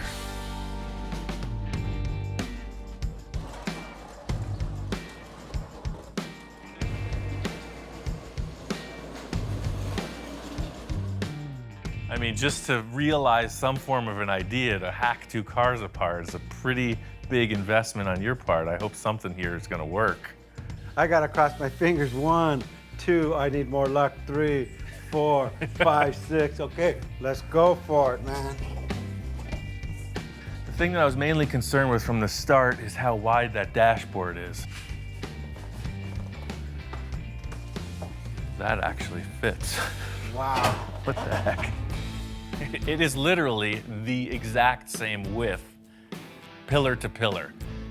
The dashboard totally fits in there. That's ridiculous. That's my roof. My cockamamie idea literally worked. I'm that guy that just thinks these crazy things up in hope they work. I mean, I'm even crossing my fingers now, and that thing worked. I think he rolled the dice and came up pretty good. Just seeing that this roof fits, I mean, that kind of makes me fearless at this point. I was very apprehensive, but I could see how your brain's working, you know? We could do anything. I mean, hey, now it's simple. We just got to design the whole car. The crazy thing is a lot of people might wonder what the heck we're so excited about, but you know, for me, it's the initial 2 days of mock-up, and that's what this proved, is that the concept is solid. You know, the whole car did have to get taken apart just so we could see this. When my children are born, it's like they're the most beautiful baby there is, and you're like, oh, and everyone's looking at it like, whoa, what's that guy looking at? The car only a mother could love. We got a little of that, a little of this, and a lot more of nothing. All we gotta do is build a car now.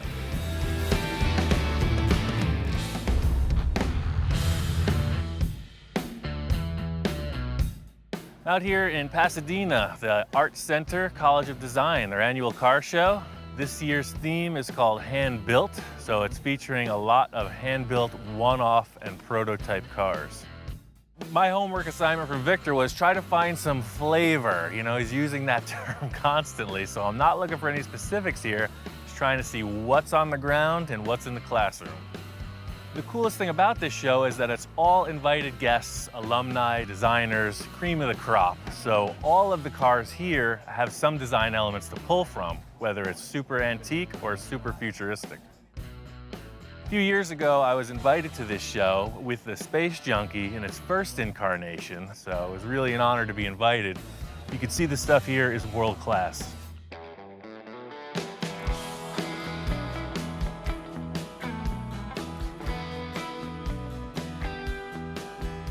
They got a lot of really expensive exotic cars here. I was looking at this McLaren mostly because it has a side vent profile that mimics what Victor and I were discussing. There's also a lot of stuff that I can't even pronounce. Carbon fiber, one-off prototype supercar stuff. This McLaren has a door that opens by a wave of your hand. I don't know how it works. A heat sensor? It's like the magic touch, look at that. Yes. Super cool. Some of the things I was really paying attention to were the side vents, the exhaust placement, all the different features on these supercars. This would be a pretty interesting design for Victor's windshield, where the center comes through like that. I love these little fins coming off too. You don't see that. Same thing, all these cars, they have that divot in here and then flat. Some of them you see the engine, some of them you don't. All of these artistic things you're seeing are also for function. Tons of air vents, streamlined, just everything about them is about making the car fast and efficient. There's one bluish black car, all hand-laid carbon fiber. The exhaust is incredible, the interior is unreal. It looks like a video game rendering, but in 3 dimensions. It's like looking at any artist's work. They go through this phase or that phase, you see the work progress. When you look at the early cars, you see how it's evolved into what's going down the road today. So you can see how they're kind of dated. You know, the more modern ones are way more radical than these. Same thing with this one. That's the crazy thing. When you see the super modern stuff, if you didn't know the history, you wouldn't be able to identify them just by the look. But after studying it for a bit, they're pretty easy to pick out. You know what brand's what when you're looking at certain aspects of the vehicle. Walking through the center of the show, this is where they have all of the hand-built one-off vehicles. A lot of aluminum bodies, just really incredible design and fabrication skill. I think this is freaking great, man. We're looking at this aluminum body that was made in the 50s or 60s. Very simple craftsmanship and tooling, and the result is like world-class finish. This guy knows his work for sure. This car's in bare metal, no filler, you can't see any seams, and there doesn't appear to be any waves in the panel work.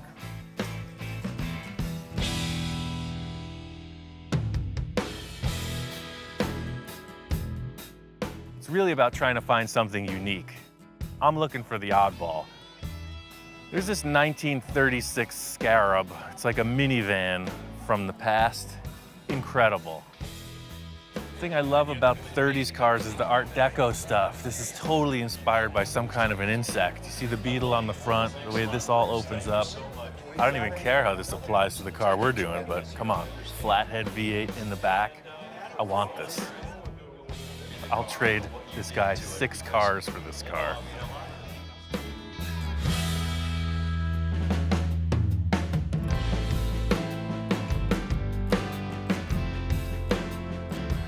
Walking through the classrooms here, you can see they are heavy on theory. Sketching, illustration, the whole deal. It's all about ideas. The Art Center is all about the new young talent, and I'm kind of scamming in a little on that. Checking out the classrooms, looking around, see what all the hot young designers are up to. It's really about trying to find something unique. I want something that's completely unidentifiable and like hypnotizing. I'm really charged up. I got a million ideas. I took a bunch of pictures I want to share with Victor. I think we're ready to get started on this build.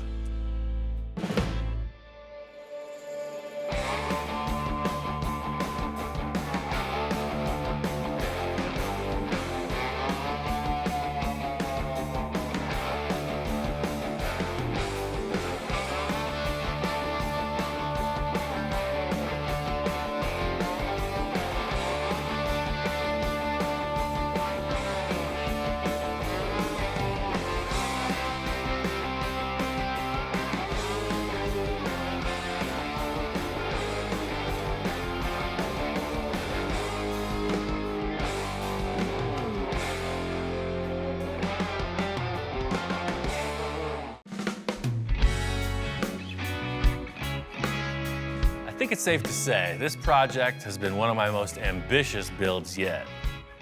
Once the fiberglass body came out of the mold, I knew we had turned a corner. Now all I have to do is steer the ship home and avoid going off course, if you know what I mean.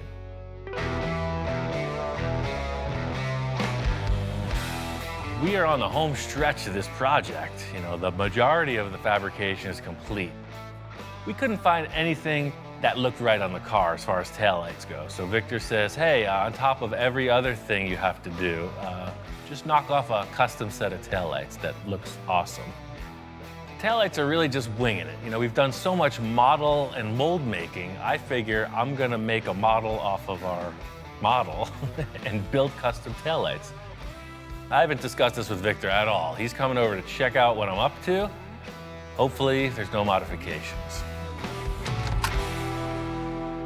Ian, what's going on? Hey, making progress, baby. Hey, sorry I haven't been able to come by. I've been so crazy busy at work. It's all good. It's just been super busy on the interior, and I knew we didn't have taillights, so I'm making up these housings. I cut open the body. I'm gonna make French-tin taillight. The acrylic lenses, just like the bubble top. I'm gonna heat up red acrylic, and then these will be the housings. This foam comes out, and we'll put LEDs inside. That's it, and that's gonna be nice. We'll French it in just a little, and we're cool. Good deal. That's awesome. I'm telling Victor what's going on with these taillights, and I could see his mind is elsewhere. You know, he's all about the enhancement, the modification. He mentioned that after this body came out of the mold, there was still a couple things he wanted to change, and now I'm concerned because he's got that look in his eye. After it came out of the mold, I was really looking at it. The back was cool, the front was cool, but this open gap, I gotta fill this hole in, and what I was thinking of doing is go ahead and adding a louver. So it'd be one louver, the next louver down, the next louver, all the way down to this point.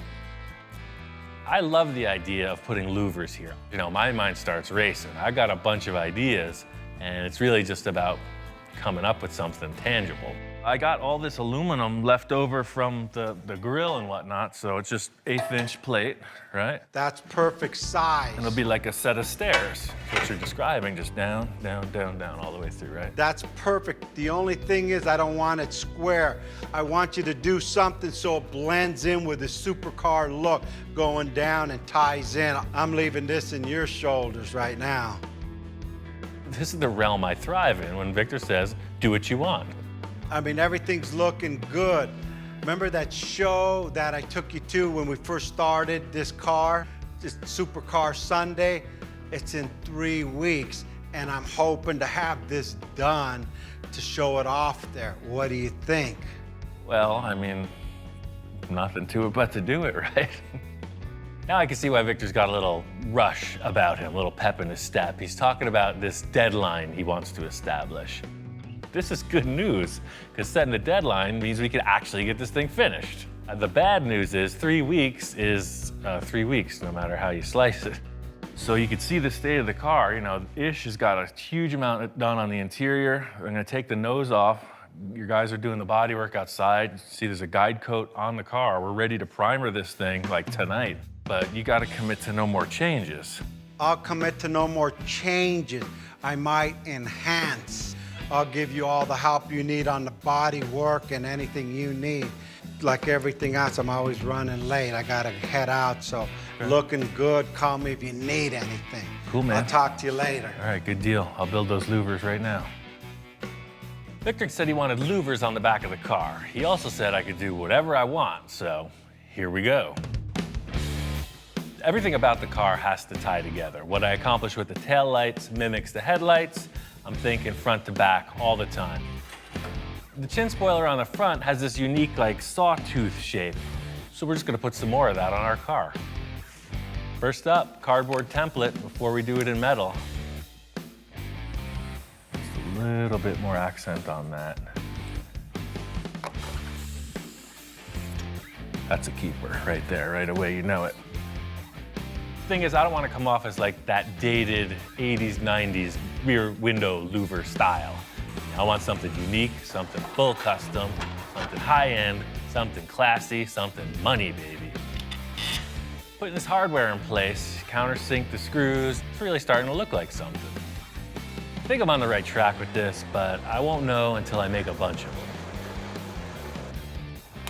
them. All right, 4 in a row.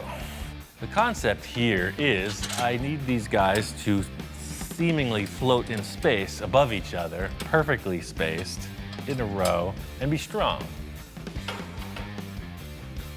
This is all about what it looks like on the car, so it looks fancy on the table, might not be right on the vehicle. Oh yeah, totally. That's what I was hoping it would turn out to look like. You know, it looks fast. Looks like a stealth fighter or something. I'm gonna make 11 more, fill up that space, bolt them together. I'm not gonna do any finish work until Victor approves, but I think seeing this thing full size is gonna seal the deal.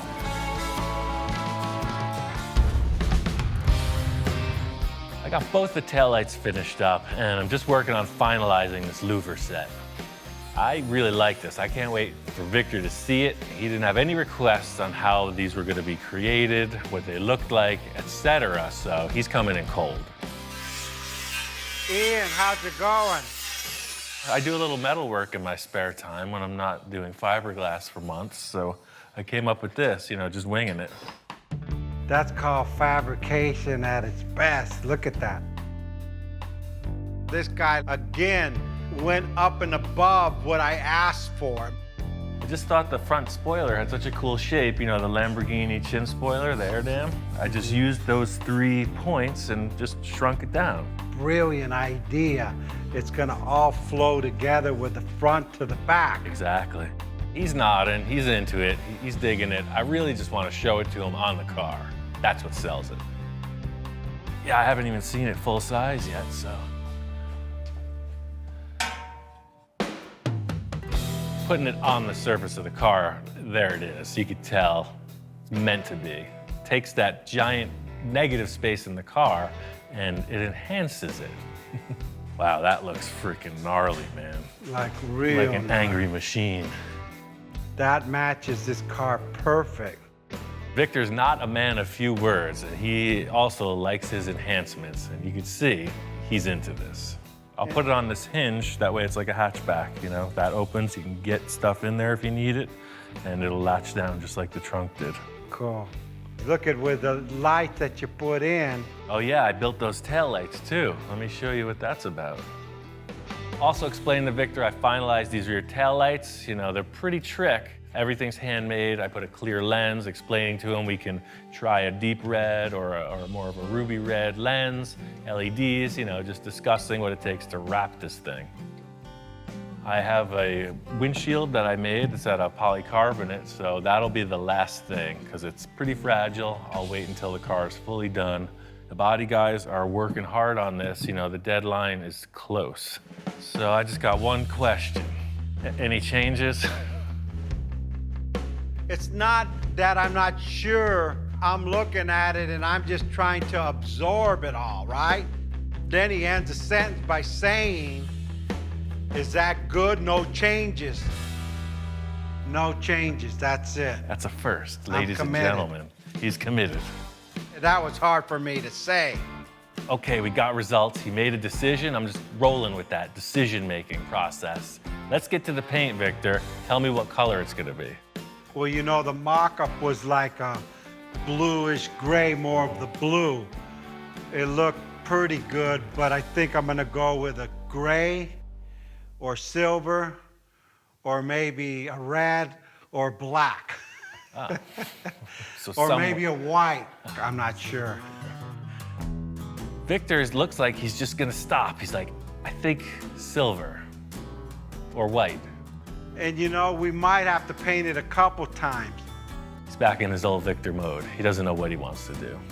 Test one was a bluish gray, but I was always into this silver because it's like classy car. But in the other hand, I might need to go orange and red or something crazy too. I'm not sure. The car's got a talent. Let's mock it all up. We'll look at it and I'll let you give me input on that so I could be decisive on that. As usual, Victor's default statement is, we'll know when we see it. The car is gonna tell us what to do.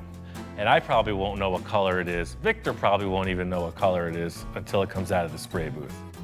I'll get with Ish and Lino to get this all finished up inside. Cool, yeah, you get on the fabric detail, I'll get on the primer and pre-assembly, and you know, the deadline is upon us, man.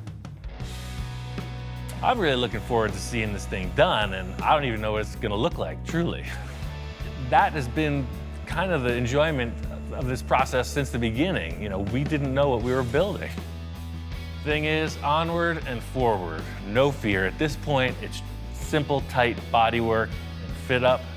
You gotta get this thing in the spray booth. Making a lot of progress on this car, but sometimes it seems like we're going backwards. I got the rear louvers dialed in. Victor was happy, right off the go. What a surprise. Of course, he's gonna change one thing.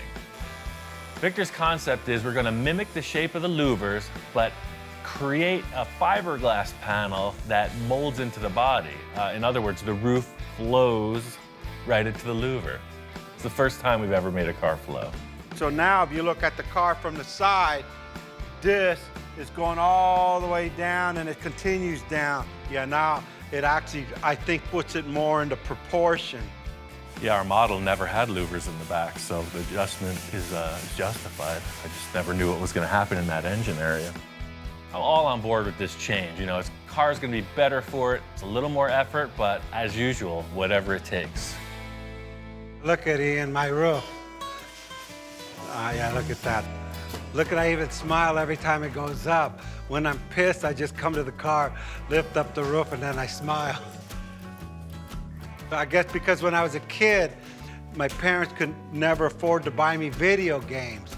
So I always had like a little stick and I'd move the stick back and forth and throw rocks. Now I have a switch. Look at, I have a switch here. I don't need the rocks anymore. As usual, Victor's got his people on this, so there are a number of teams ganging up in different areas of the vehicle. Ish is doing the dashboard and other interior panels, and Lino's doing the stitch work and actually building the seats. Ish, this is what the seat's gonna look like. Nice. You know, he's gonna have diamonds on the seat, so what we're gonna do, it's gonna make like an insert, 10 inches the most. That's all I want, that's good, okay.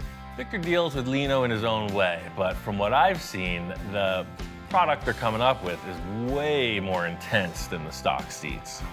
You're gonna do this on the side, or what are you gonna do? Okay, that'll be good. Oh, that way it follows all the way around. Yeah, that's perfect. Yeah, what Lino's telling me is don't use these seats because you're not gonna fit in the car. And it's gonna be too tall, it's 38 inches and my head will hit the roof. He's made these seats to be only 2 inches off the ground instead of 8 inches off the ground. That's a good idea. Yeah, he's saying he made this indentation so I have room with my arm. Since I'm not a little kid anymore and we're confined cockpit, he wants to give me room even though I'm not a big guy and I'm not a little guy, but I'm bigger than a little guy. And getting bigger as you speak. Lean on me diet, chicken, me chicken, no more of this. Chicken, I'll get skinny again. Okay, thanks. Ish is getting his first taste of the crazy. This shop is, you know, trilingual, in fact. You know, you got sign language, English, Spanish. Ya apenas viene y no quiero correrlo hasta que acabe tus sillas, no tengo tiempo. A little Swahili thrown in for good measure. You know, there's a lot of action in the room. I'm leaving the paint call up to Victor. It's a little stressful because he changes his mind. And I've seen him paint a car back-to-back 3 times in a row. I think this is why Victor's such a successful businessman, because he thrives in the final inning. You know, you see the baseball game and they're all waiting for that home run. That's what Victor's swinging for. He loves the suspense. I'm nervous. We are literally 48 hours out from the show. From this point on, it's all hands on deck. Everybody's busy. We got to get this thing done.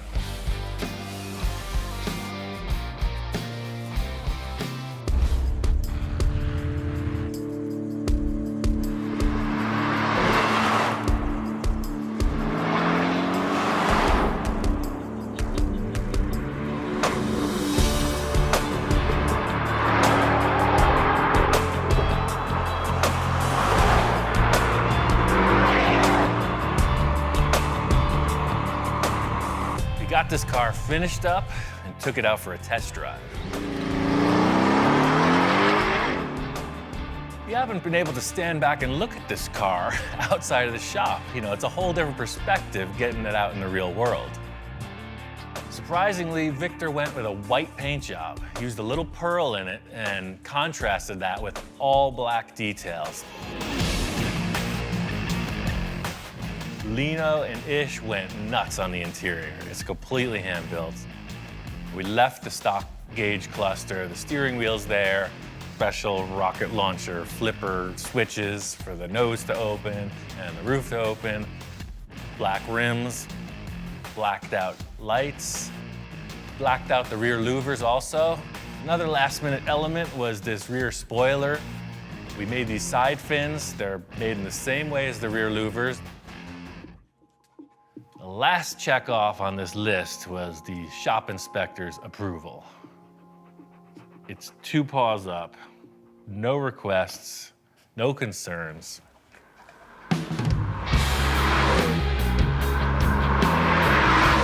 We took it out to this deserted road, ripping around. We just having a blast. And I said, Ian, you gotta drive this thing now. Got your top, got your supercar, got your air conditioning. All I wanted was my top. This thing looks crazy, man. You haven't even seen it driving down the street yet. Drive it's freaking cool. All right, man, let's check this out. Check this thing out, man. That's the one thing I know, man. This hat is not working with that roof. Shut her down and cruise. All right, let's go for it.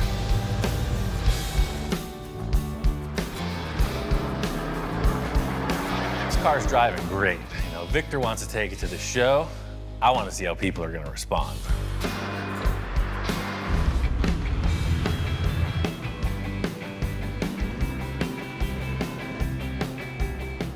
Made it out to the car show. This is the show that originally kicked off the whole idea of this crazy journey we've been on. The thing about a car show is it's literally a trial by fire. You never know how people are going to react. we've had a couple of our builds critiqued pretty heavy. So I'm thinking, what are people gonna think or say about this car? We made it, dude. It's here. Sometimes you can take a car to a car show, people walk right by it, don't even pass a second glance. This car has the exact opposite attraction. We haven't took it to first day out. We just finished it up last night. Victor's concept of the roof opening, I mean, that's the number one. That's the ointment that catches the flies, so to speak. Once I parked, lifted the top up and get out, people just came around the car and like, what is it? And at that moment, I said, I don't know. It's really difficult to explain to people in the parking lot what happened here, you know? Trying to go through this elaborate explanation, we ended up just saying it's a concept car. We made it. We got a Porsche boxer, took all the skin off. We molded the whole car and then laid it in fiberglass. And then Dustin, the promoter of the show, came up to us and we explained what we had done, and he was kind of like, wow. We came to the show 6 months ago. We were inspired by the supercars. We built hot rods. They said, hey, let's build ourselves one. And this is what we still need a lot of detail, but. Apparently, he was inspired by coming here, which is one of the reasons I do it. And I just hope that everyone can look at that and follow his example and say, you know what, I want to create something, I want to do something different, I want to go for it. And that's the embodiment, in my opinion, of the car world, the car scene, is that you can do it if you go for it and you take that step. So I think it's awesome. Dad, this is amazing.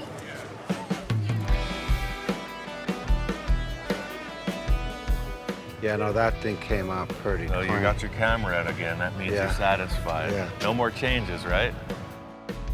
I could honestly say the car will not change concept. It may change colors. You got the button. All I wanted was a roof, man. You did it, Congratulations. man. I don't know what the heck we're gonna do next. Well, in the car world, hey, there's still boats and airplanes. Right. I've always wanted to do a submarine or a helicopter, so let's just quit this car thing and get onto the spaceships.